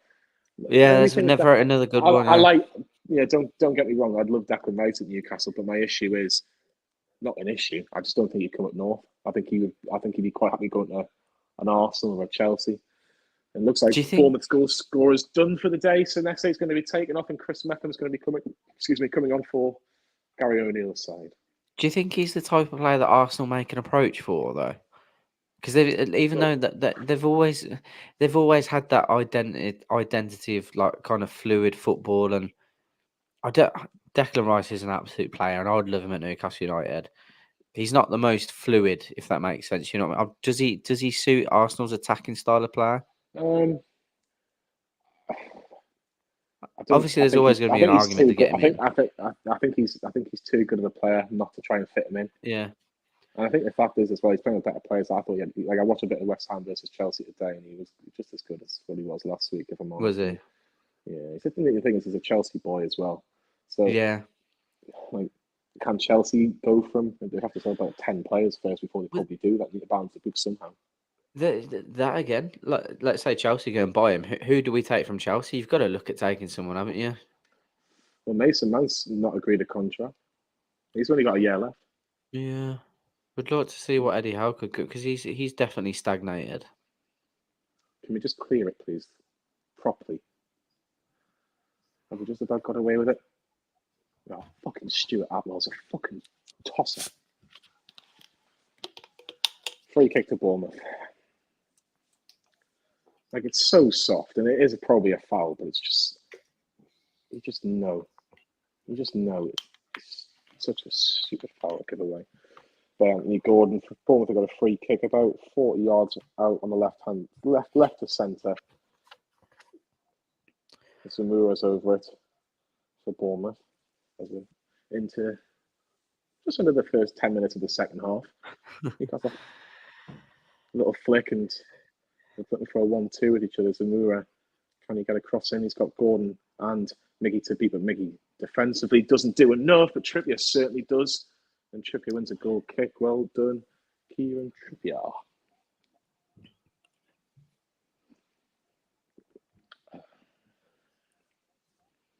Good player, that's Zamura. I think he'll be a Premier League player next year, regardless if Bournemouth are in the Premier League or not. Anyone you could see him going to? Maybe West Ham, because they've got Cresswell playing left back at the minute, haven't they? And he's quite old. It wouldn't surprise me. He's a good player. Like, he is really good. Like, I wouldn't say he's like top 6, top 7, but he could certainly like challenge to get into that sort of caliber. But Newcastle again, Isak's not really had a lot in the second half in terms of an attacking outlet. But I would say Bournemouth have started brighter out of the two, even though no goalkeepers proper. That was being tested, but again, if he conceded that, I'd be hugely disappointed if I was a Bournemouth fan. It is interesting the two in midfield, the Joe Linton and Sean Longstaff, because we've seen that against Fulham, and Newcastle just about won the game through Isak. ASM looking for Isak was unlucky at that one. Good. It was a good idea between the two. Just go out for a throw for Bournemouth. I mean, one thing that Maxi's got from him is I think it's proven that those two do work well together. Isak and Maxi, they certainly work very well together. Almost every time they've come off the bench. To be fair, Mickey Almiron, I absolutely love that defending, son. But Newcastle got on the counter attack here. And can Isak get past Adam Smith? He can. And St. Maximum can have a go here. Alan St. Maximum. Still Alan St. Maximum. Still Alan St. Maximum, and it hits the gentleman in row M. Better though. Better for Newcastle. Yeah. It was Miggy Almiron did really well when the ball back, plays it through to Isak on the left, who flicks it back into the pass St. Maximum, goes on one of his little mazy runs, and I don't blame him having the shot. It just goes horribly wrong. He's getting a nice cheer from the Newcastle fans, and he applauds them back as they show a picture of Callum Wilson with a championship winners medal while he was at Bournemouth, and he probably would have started today. Yeah, so, I definitely think he'd have started. To be fair, I think they would have been relieved that he's not, but then you see Isak coming to the side. Man, I've just seen a very young Ryan Fraser and a very young Matt Ritchie, and it seems Ryan Fraser in particular looks just like a young lad. It really does. How old's Richie now? Must be in his 30s. Yeah, definitely. I want to call him old, but I'm older. Contrary to what some people might think, I'm not even in the 30s yet. You don't look at that over 21, mate. It was funny, I was having a conversation at work, and I said 28 is your mid-20s. I think when you're 29, that's your late 20s. Didn't go down very well. Oh, I love it. Right. That's a bit of a naughty challenge, but Newcastle have still got the ball. Stuart Atwell does decide to give a free kick because it'd have been stupid if he didn't. Ryan Fraser looks absolutely devastated to be on the bench today.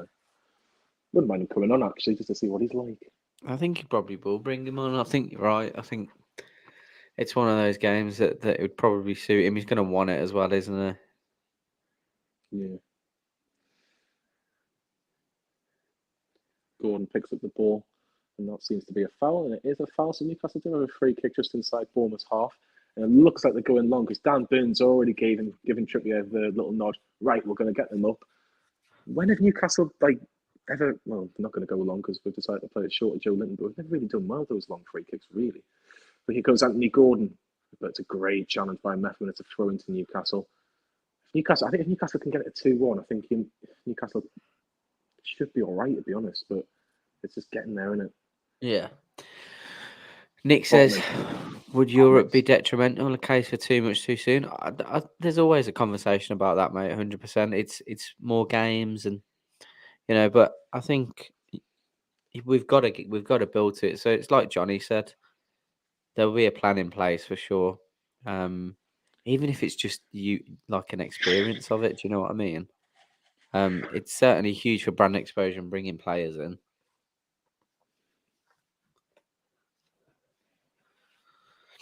That's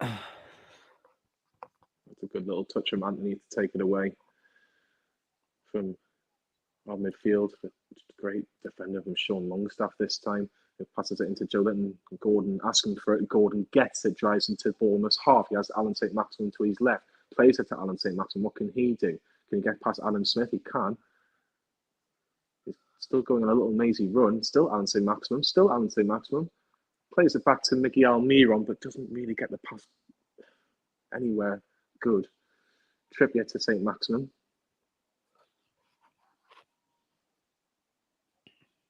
Nearly caught Neto off his line, but Neto just about deals with it. But it's a bit end to end without many chances, if that makes sense. And Anthony Gordon's going to be in the book for a foul on Adam Smith.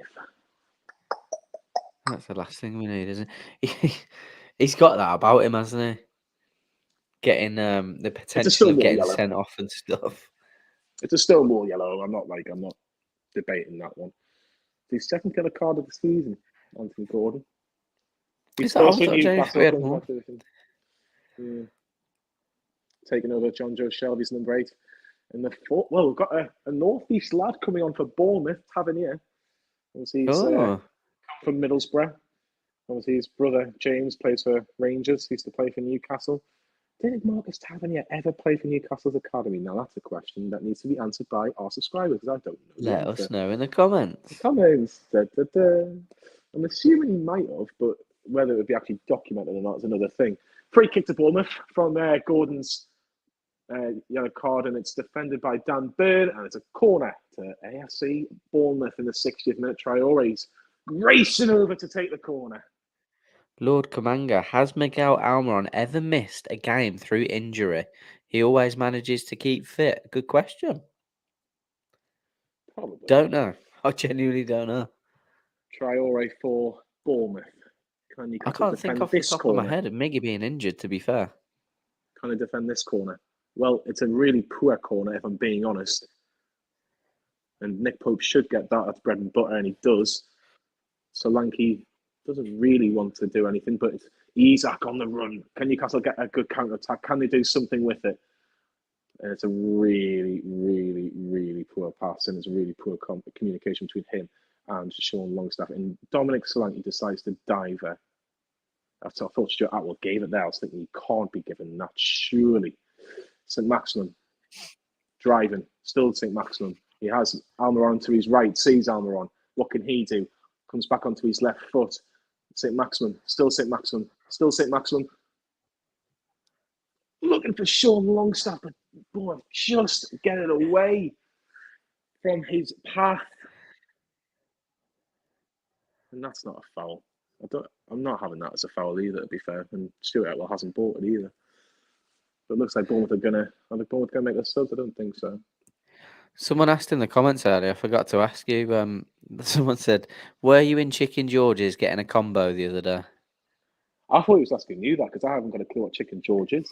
I haven't either. Probably not then. So I was like, we'll I both thought go it was with for no. you. No, honestly, Chicken George. What the hell's Chicken George? I've never heard of that. Tell us where it is in the comments if you know where it is, right? And possibly, but and if you're making a joke, it's gone over both of our heads. So I've got no idea. Yeah. Tavernier's coming on for. Who's coming on for? Number 32 for Bournemouth. Number 32 for Bournemouth is Anthony, who got the crossing for Solanke for him to get the header, which Nick Pope saved very, very well.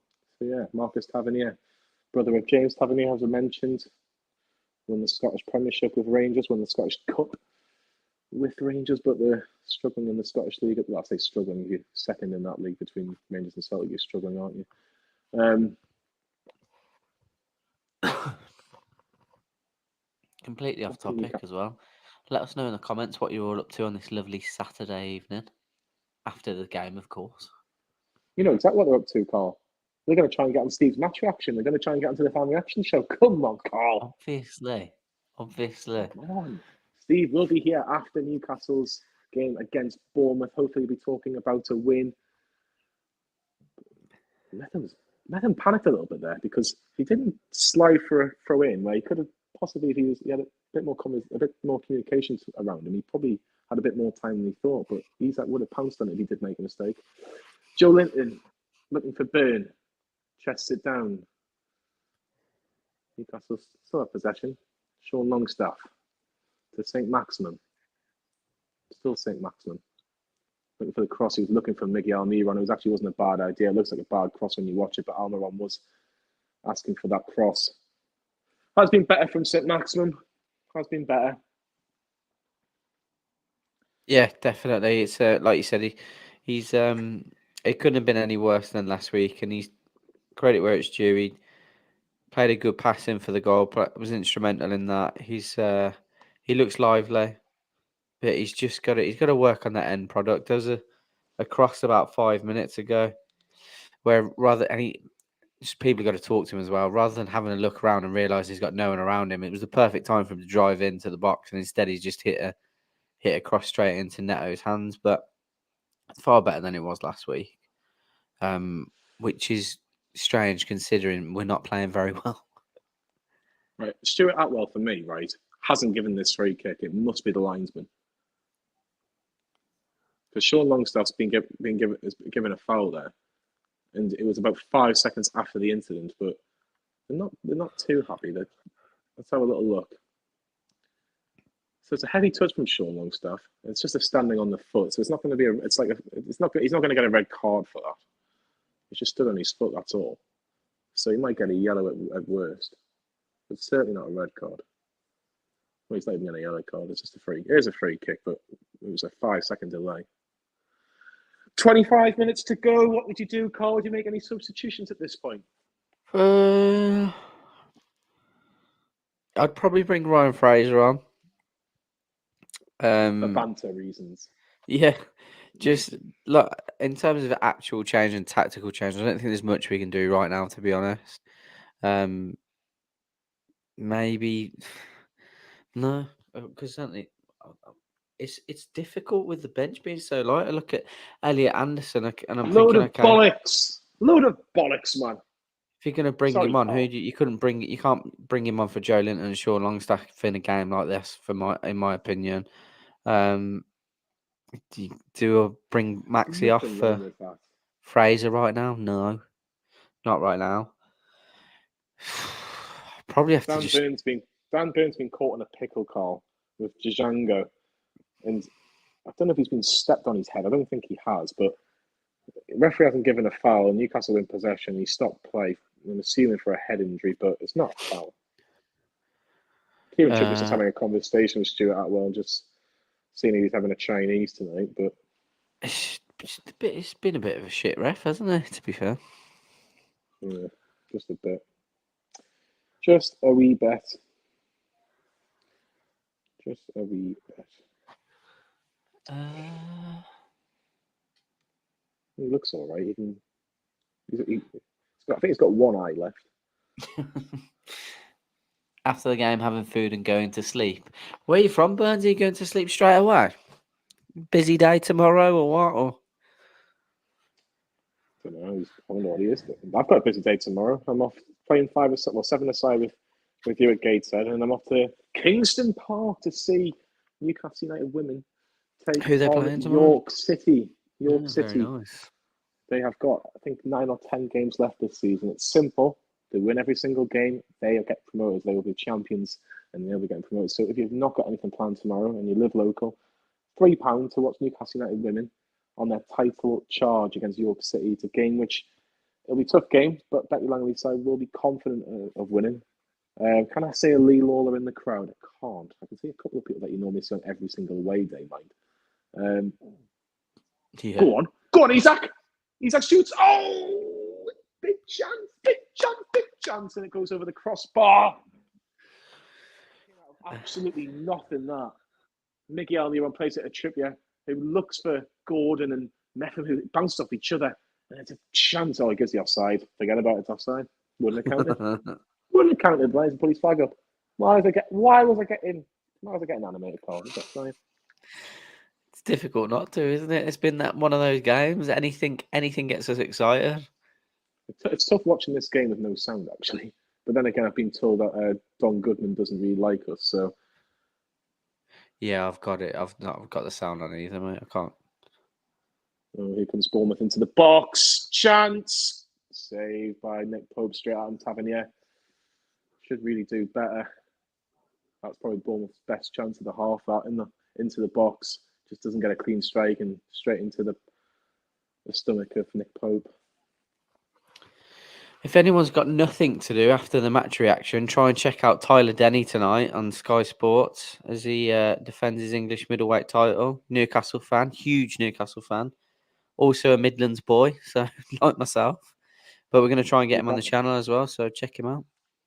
Yeah, potential G&M show, hopefully. Yeah. Isaac. Looking for Dan Burn. Is he going to shoot? No, he's not, but he's going to give it to St. Maximin inside the box. Left-hand side. Dan Burn looking for the overlap. Still St. Maximin. Spills! Oh, he just scored! What's happened?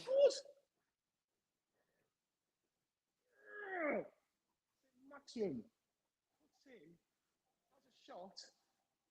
Should be doing much better, but it looked like it takes a nick. Saved by Dan Burn. And, Dan Burn follows up, but literally hits him and the goalkeeper. And Anthony Gordon, for me, should be putting that in the back of the net. Got to score, Anthony Gordon. Has it taken a knock off a defender, maybe? Is that his only chance of redemption? Because it's an open goal. Have you seen it? No, just watching it now. It's just happening now. Oh.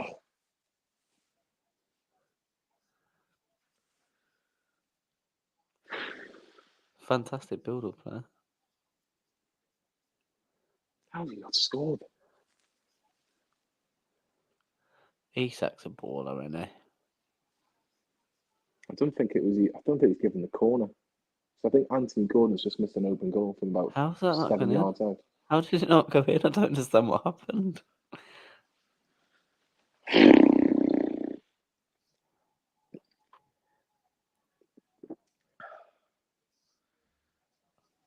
Oh my God, how has he missed that?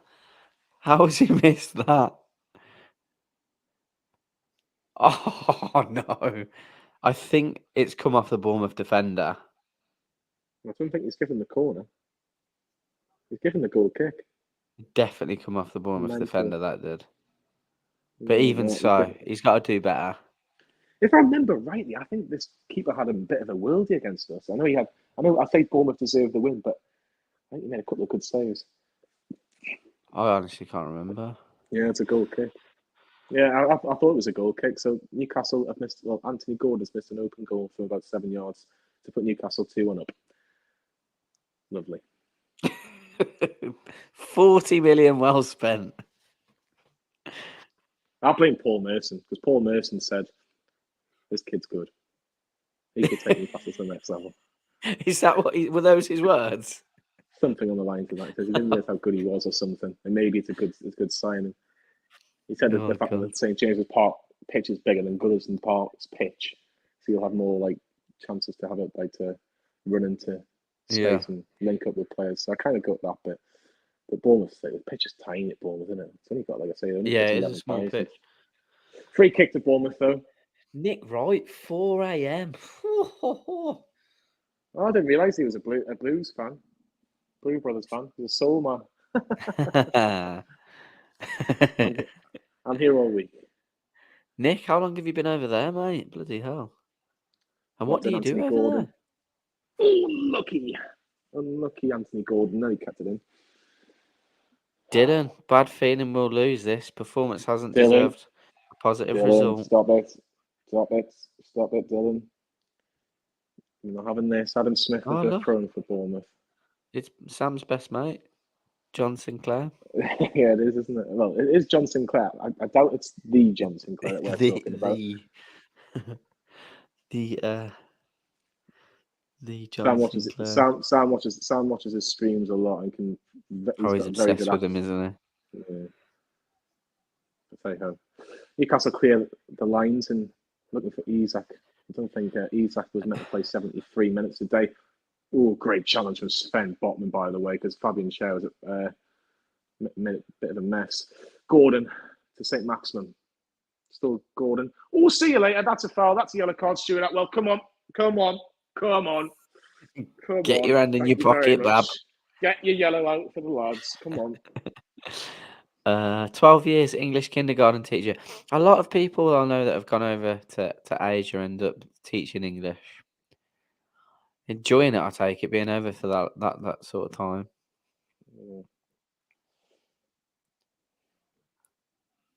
Yeah. Normally after 13 years, it's a bit tough because it's a bit more unlucky. But it'll be all right. That one was terrible. That one was terrible. That was shocking. The other few have been funny. That one was bad. That one actually. That was really bad. Here we go. Free kick for Newcastle. Header. What a save by Neto, who catches it in the air. It was a comfortable save for people that I think I'm taking the mick. Right. How long's left? Offside for Bournemouth. So Newcastle got just over 15 minutes plus injury time. And I can't see anybody really warming up with a real intent. I'm looking at Jacob Murphy just because it normally happens. Yeah. But I can't see him. Will Eddie Howe be happy with a point, Karl? I think no. I don't. Would he be sick and tired of draws? Yeah, I don't think he'll be happy with the point at all. I don't think he'll be happy with the performance at all. And I'd like to think he's not going to come out and blast players, of course, but I'd like to think that he'll be go on, Isak. Honest in his opinion. He hasn't got the pace on Meffam, unfortunately. And Bournemouth just about clear. Maxi has got the ball. He has got a little bit of space and time. Adam Smith, of course, on a yellow card now. Look at Nick's comment. I will in a second. Anthony Gordon going for the strike deflected. It's going to be a corner. Leave it, Dan. Leave it. Corner for Newcastle. Blaming you if I die next year, John.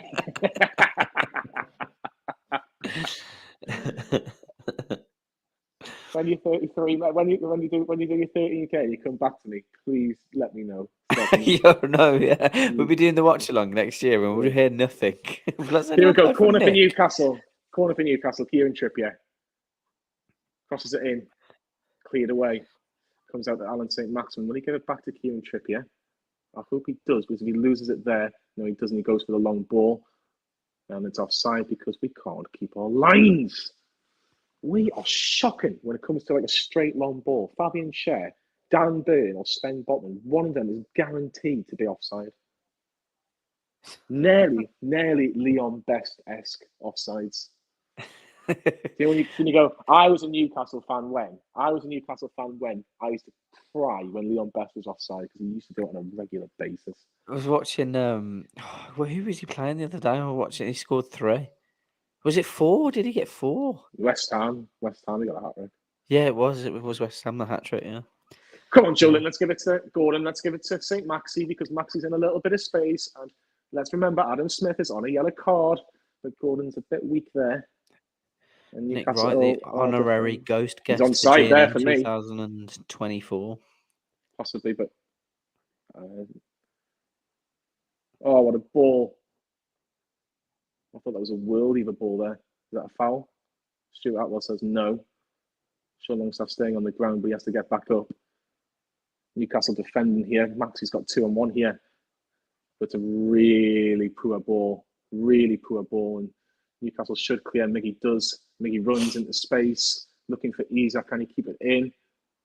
He does keep it in, but it's a throw into Newcastle. Bournemouth look like they're going to make another change. Might even make another 2 changes. Miggy's hurt his hand. It's a good thing you don't play football with your hands unless you're a goalkeeper. Let's have a look at Miggy. Ooh, stands on his hands. Tell you what, I've not checked the teams for tomorrow. Saw that message. In goal, number 1. Jacob Murphy is coming on. He is stripped and ready. Who are we thinking? Mickey Almiron?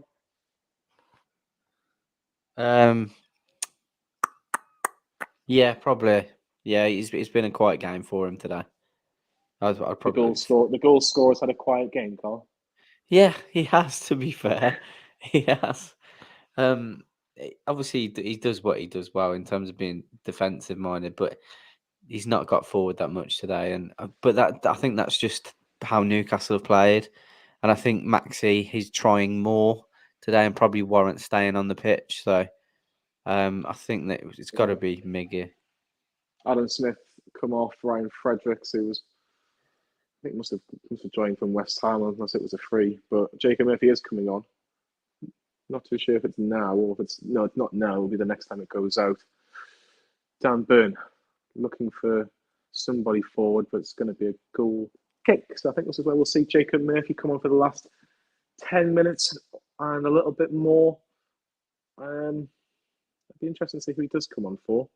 I have to be honest. It looks like it's going to be Miggy. Miggy's in a lot of pain actually with his hand, so it's not very nice to see Miggy upset. No, it's not. It's not. Do you know what that is? Who said about him not being injured?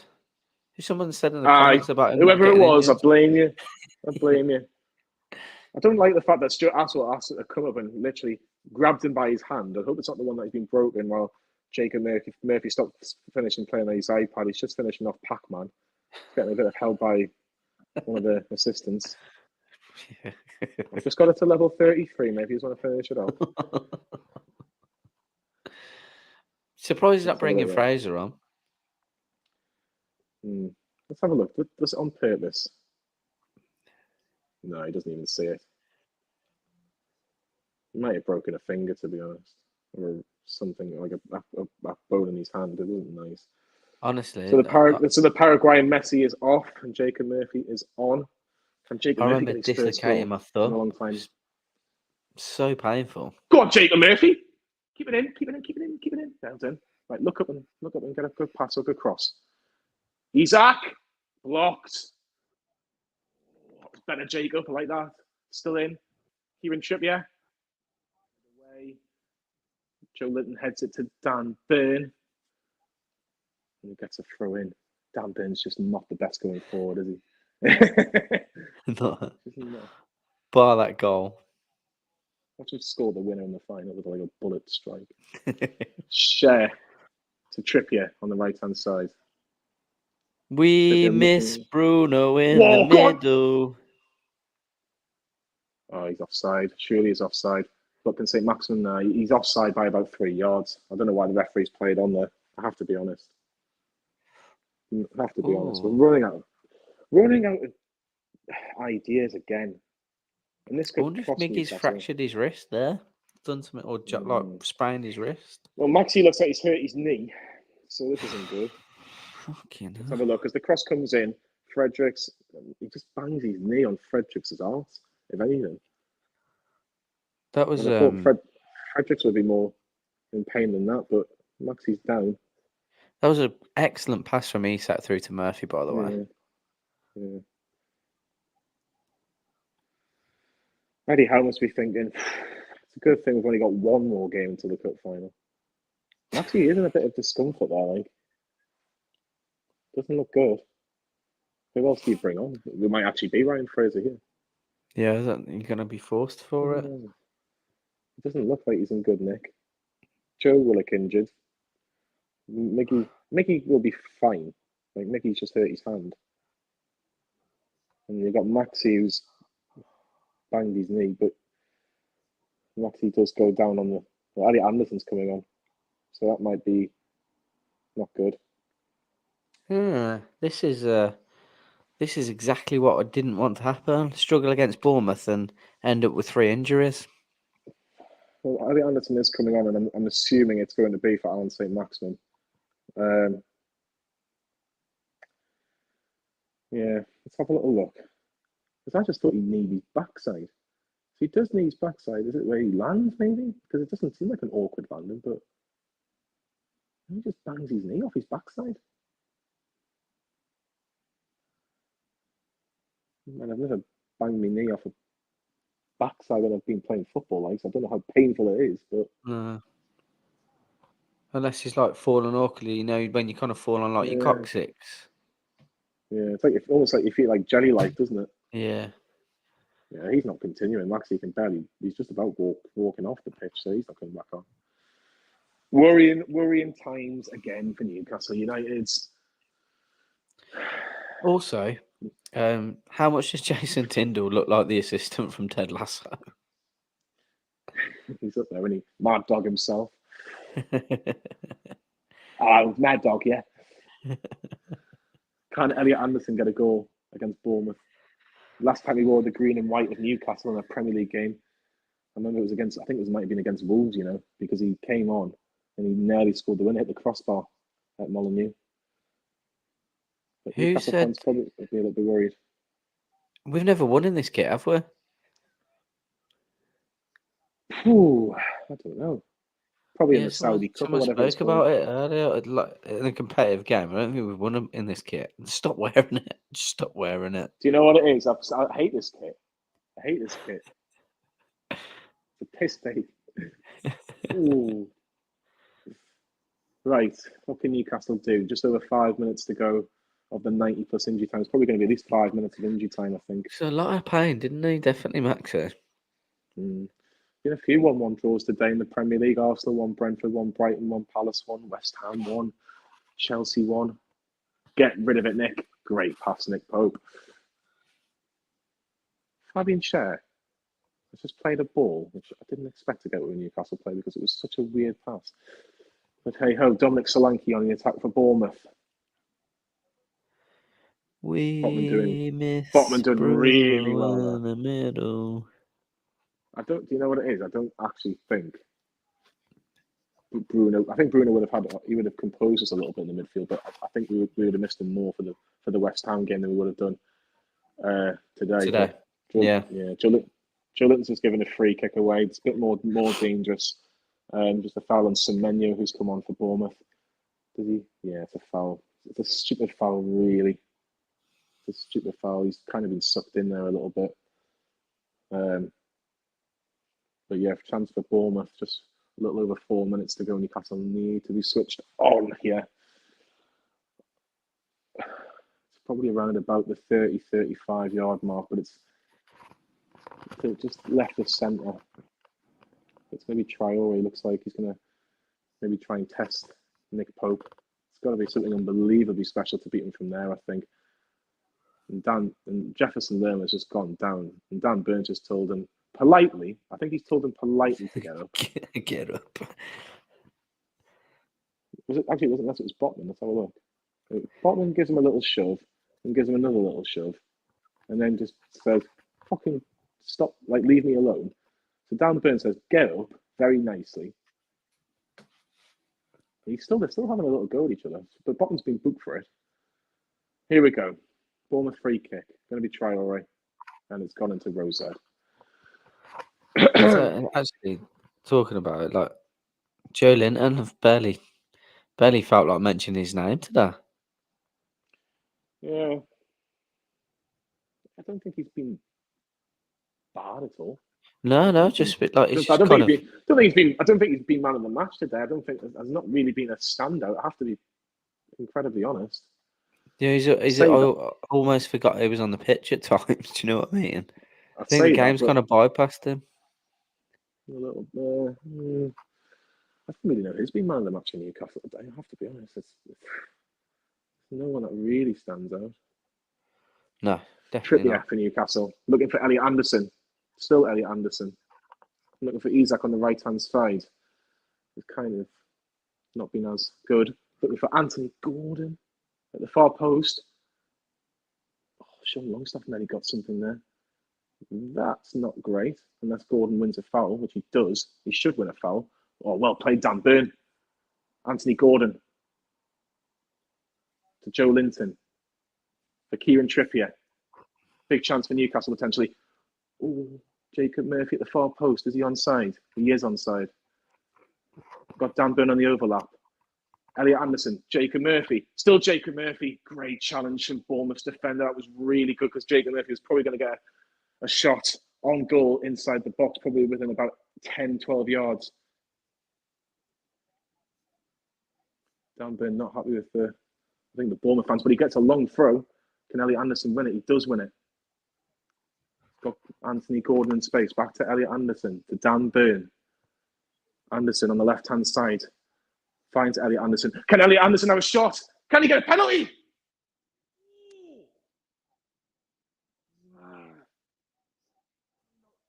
Oh. Might be in trouble, yeah. Botman's gone in lunging. Run away, Botman. Run away. Run away. Run away. Stay away. Is it not a penalty, though, for Newcastle? Elliot Anderson goes down in the box. Tell you what, he kind of ran out of space. Let's have a look. Fredericks is next to him. Oh, he gets the ball. It's a great challenge. It's unbelievable from Fredericks. Unbelievable. Gets his right foot onto the ball. Does really well, does the fullback. Really well. And Botman, probably lucky to still be on the pitch, if I'm honest. Probably lucky, because sometimes he would get a yellow card for that. 30 seconds plus injury time, but Stuart Atwell doesn't give a second yellow to the Dutchman. Is there one big chance left in Newcastle to win it? Botman does well there. That's a foul. Surely that's a foul. Surely that's a foul. Surely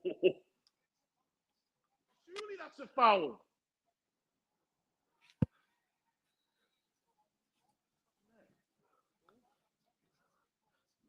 Not a goal. Oh, I thought that was a foul on Botman. It's not a goal. It's cleared off the line, I think. Incredible. 7 minutes of injury time. Absolutely incredible. I thought that was a foul. Stuart Atwell doesn't give the foul. Plays it across the box. It's flicked. Lanky. And it's cleared off. Let's have a look.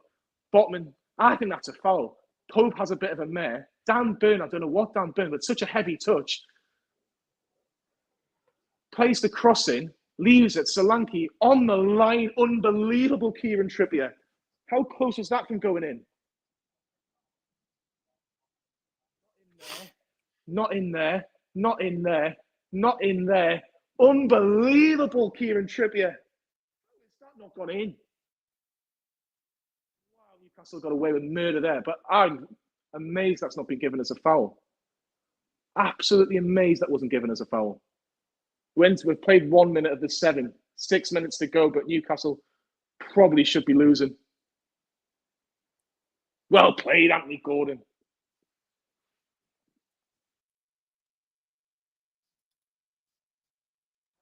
How didn't that go in?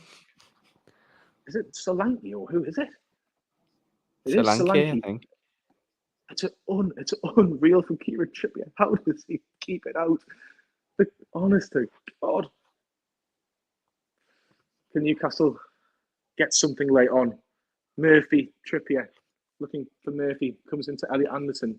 Still Elliot Anderson looking for Joe Linton in the middle, finds him, plays a 1-2 with Isaac. Still Joe Linton to Dan Burn. Anthony Gordon. What can he do? Joe Linton. Still Joe Linton.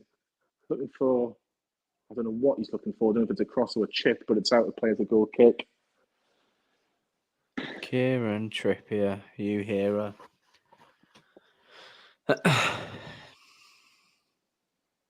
How on earth has that not gone in? But I think it's a foul. I have to be honest. I think it's a foul. I don't understand why you didn't give it. No, nor do I. Remember the He reaction must have show missed it. straight after this as well. So if you want to get your say on everything, have Newcastle got one big chance left in them? Anthony Gordon inside the Bournemouth half. It's goddamn Bourne support, but is he just a decoy? Right, he's inside the box. Still Dan Burn. Anthony Gordon. Elliot Anderson.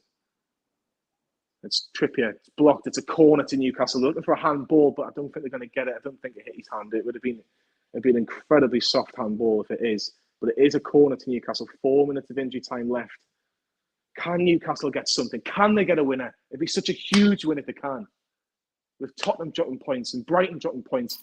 The referee, are they still looking? Are they still looking? I think they're still looking at this. And it's a corner. Here we go.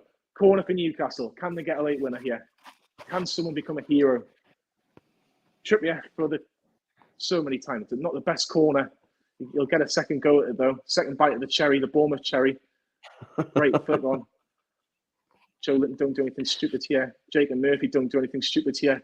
Just about gets away with it. Wowzers, how did he get away with that?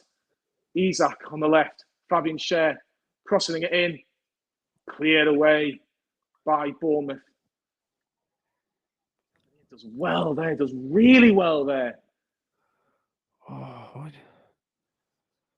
The yellow card for Joe Linton. Prior to the corner, I was just expecting Anthony Gordon just to get a shot off where he's worked well inside, but he just hesitated, didn't he? Yeah. Karl, there's a feel. You message Stephen, see if he's ready. Yes. Yeah.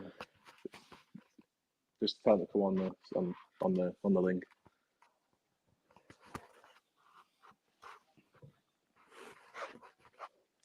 Two and a half minutes left at the Vitality. Newcastle still drawing 1-1. Miguel Miron's goal just before half-time cancels out Senese's goal. Still looking for Isaac. Hasn't had a real glorious chance for me. He's had one that was straight at the keeper, but he kind of passed. He had one that was offside. That's all it really has been for Newcastle's record signing. Come on, Boone. Great challenge. Can Anthony Gordon keep it in? Karl, it's going to be a throw into Bournemouth deep into Newcastle's half. Are you saying how 2 minutes out? to go. Come on. He hasn't Go been away. found out at all. Go away. That's the second person that's put that in here.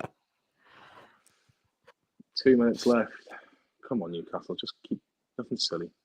Joe Linton looking for Anderson. Not a great pass at all. Solanke. Poor from Solanke. Should be doing better. He's better than that. He tries to drag in his left foot just on the edge of the box and it goes high, wide, and not so handsome.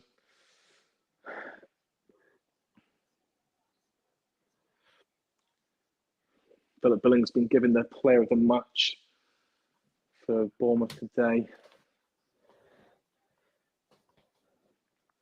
Dan Burn. Anthony Gordon. Can Newcastle create something? Matt Ritchie scored a late winner. Can somebody else score a late winner?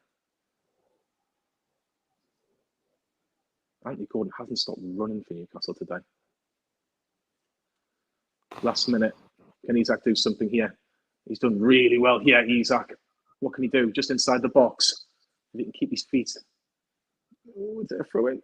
It is a throw-in, and Newcastle have a throw-in late in the game. Are they going to go long? Possibly. Possibly. Let's see what happens here. Newcastle look like they've got the last chance here. Here we go. Throw in right next to where the away fans are here for Newcastle. Great work from Isak to do that.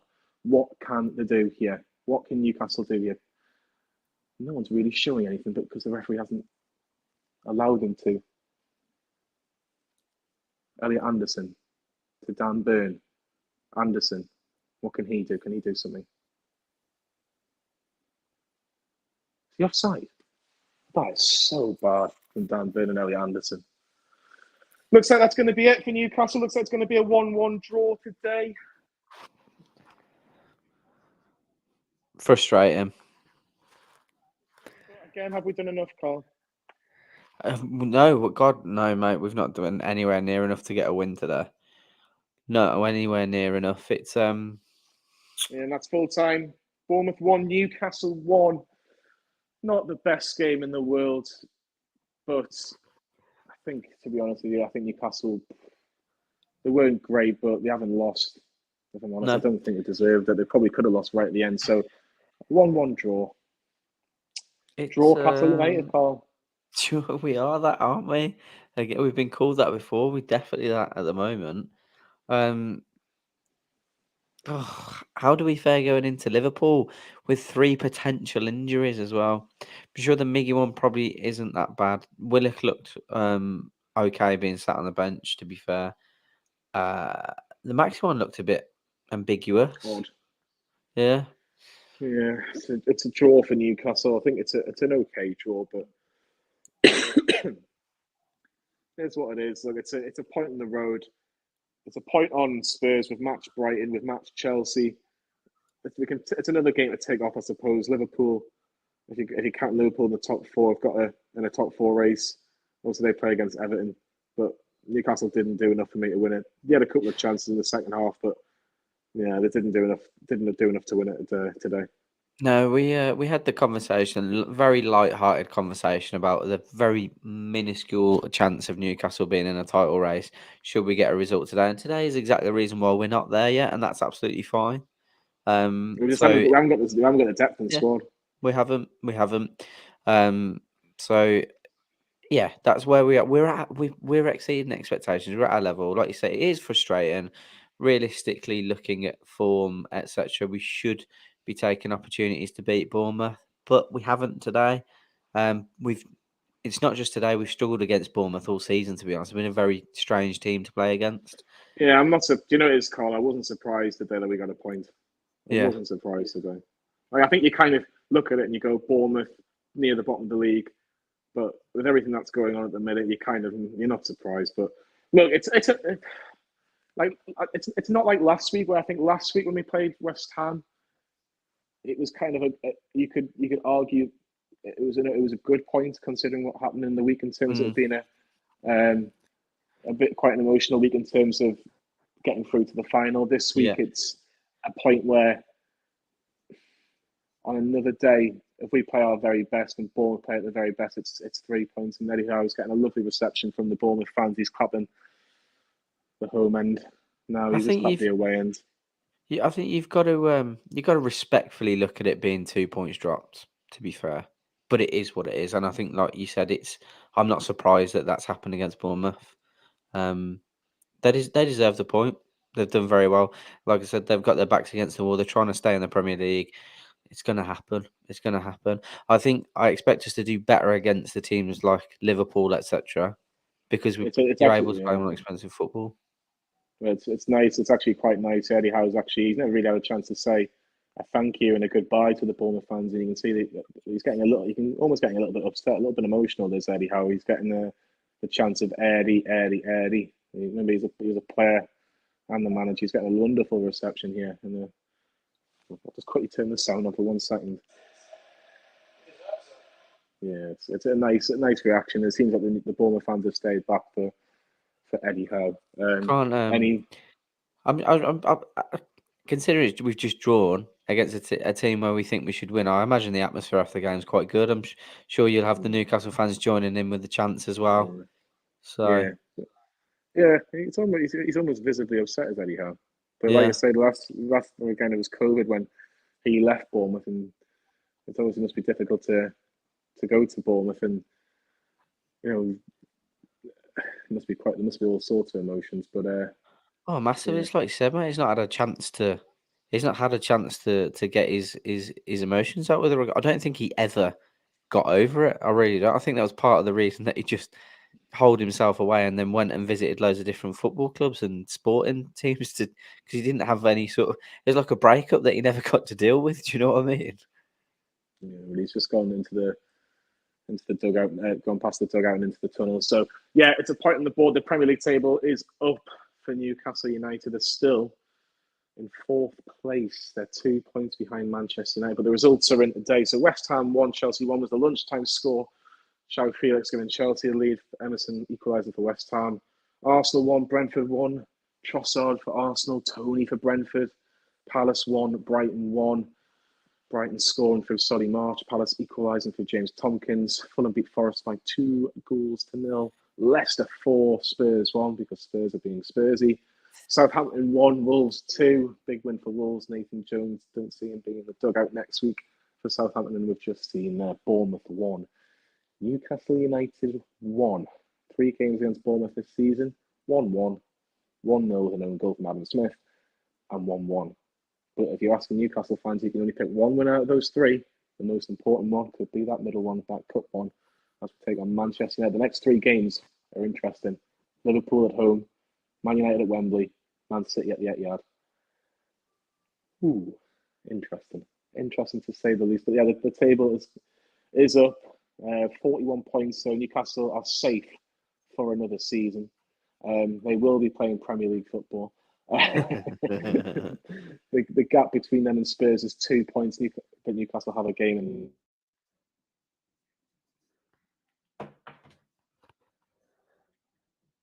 Huh? I've lost you, mate.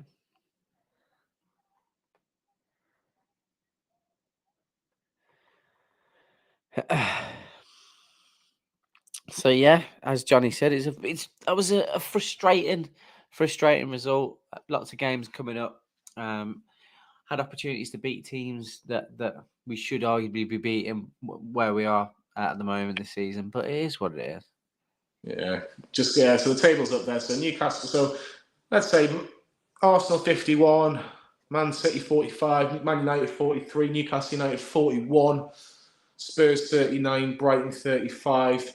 Fulham 35, Brentford 34, Chelsea 31, Liverpool 29. So Liverpool have 2 games of hand on Newcastle, but they're 12 points behind. So you'd have to say they're in with a shout if they can win the 2 games in hand. However, if they don't beat Everton in the Merseyside derby and then fail to beat Newcastle next Saturday night, I think that probably, you would say, maybe a bit too much of a stretch for them, but remains to be seen. 10 points clear of Chelsea. We play the same amount of games with 2 points clear of Spurs, but we've got a game in hand. Brighton have a game in hand on us. They win their game in hand, they'll be within 3 points of Newcastle United. It is getting interesting. Let's see what happens with Man United tomorrow at Ellen Road. Man City and Arsenal are going to be fine, obviously, but Man United, let's see how they get on and see if that gap's still 2, maybe 3 points if they get a draw tomorrow at Ellen Road in a white rose, red rose derby. Has Steve seen our message? Mr. No, I don't think he has. Just, is that right? If Joe Linton gets booked next week, he'll miss the final. I'll have a little look. 2 seconds, because he got booked late on, didn't he? Oh, because he was booked last week as well, wasn't he? Do you risk it, Carl? If he is, no. Nope. I drop him. He's that important. Yeah, is he that important for the final? Absolutely no way they will play him next week. If that's the case, I don't know, because you don't get 5 yellow. If you get 5 yellow cards, it doesn't make a difference. Okay, fair enough. I'm just trying to think. When did he get booked? It was late on, wasn't it? So it was after Botman getting booked. It was after getting cleared off the line. That was unbelievable by Kieran Trippier, by the way. Absolutely unreal. Unbelievable. I think this is it here. No, that's where he boots it over the crossbar. That's the corner where we don't do anything. I think this is it here, isn't it? Yeah, this is it. So let's have a look. So it comes back out, and then Tavernier does well. Joe Linton makes the foul.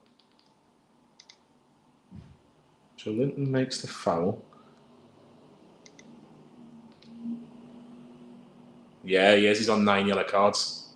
Jesus. Okay. What do you do there then? Well, yeah, mate. I surely that leaves him with no. You've got to drop him, haven't you? You can't play him against Liverpool. We need him for the final, and let's be honest, that has to be priority. That has to be priority, surely. Yeah, I think you're right. Jesus, Matt, I think your brother was in the comments and he asked how bad the injuries were, and I think Did so. he? Yeah, so you've got Maxi, Willock, Miggy, and then Cholin, and probably potentially not playing next week. So what do? Do you play Elliot Anderson from the Yeah, start? I don't think you have We'll much see choice, we'll do see what you? Willock's like, but this is where you need a John Joe Shelby. But It's yeah, just sod's law. That is, it's just sod's law. John Joe goes, and then this happens. I don't actually know what you do, because if I'm Eddie Howe, there's no way you can play him next week. No, definitely not. You put him on the bench if you need to bring him on 15, 20 minutes to go, but he's going to have to be disciplined. Can you He's going to have imagine? to play like he's already on a yellow card. Oh man. Um, So Nick Wright's put no Linton.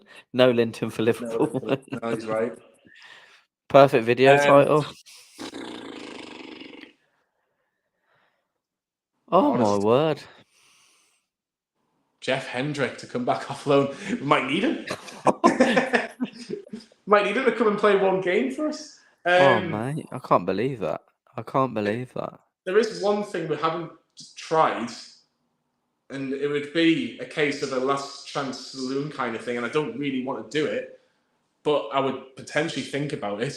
You could move Cher into the centre of midfield, chuck Dan Burn into centre half at Botman, and play Jamal Lewis at left back. Lewis, yeah. Well, is Matty Target still injured, or? He was close to being back on the grass, but I'd rather just stick. Yeah. I don't know.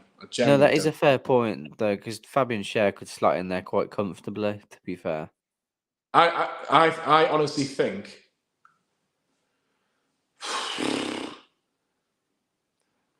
if he plays 4-2-3-1 and Willock's fit, you play Willock and Sean as the two. Yeah. And they've got to try and give you. Sean could probably give you 90 minutes unless he gets injured. Yeah. Willock needs to try and give you 70, 75, and then you bring on an Elliot Anderson or a Jacob Murphy, even. I'm just thinking someone that can just do a job for 15, 20 minutes. Yeah, 100%. What a predicament we find ourselves in. Jesus Christ. Unless I think you put Jamal Lascelles in at centre half. No, and you move Fabian Schär at the midfield. Yeah, okay. What, and you still leave Dan Burn out at fullback? To be fair, that's probably the. I mean, I know Jamal Lascelles can be prone to a mistake, but I'd prefer him there than Jamal Lewis because he just hasn't played anywhere near enough football. But Graham makes a good point, and I said it myself. Liverpool's midfield is not very good this year at all. Richie could do a job.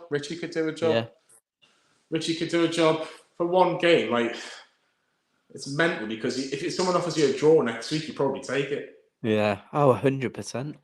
100%. Even with Liverpool, if us at full strength and Liverpool, they're playing the way they are, I'd always take a draw there. I'm not going to walk into Liverpool thinking, or Liverpool come to St James's and think it's a guaranteed 3 points. Do you know what I mean? But this is horrible. Do you know what this is horrible. Do you know what it depends on, Carl? It depends if Willock's fit. Yeah. It depends of how much if Willock's fit. Because if Willock's fit, it's not necessarily a big of an issue. Yeah. Very true. Nick says we both could do a job against that Liverpool midfield. Well, Yeah. come down to Gateshead tomorrow, mate. Get yourself on a flight. We'll see. Yeah. Carl, how's Steve woken up on our...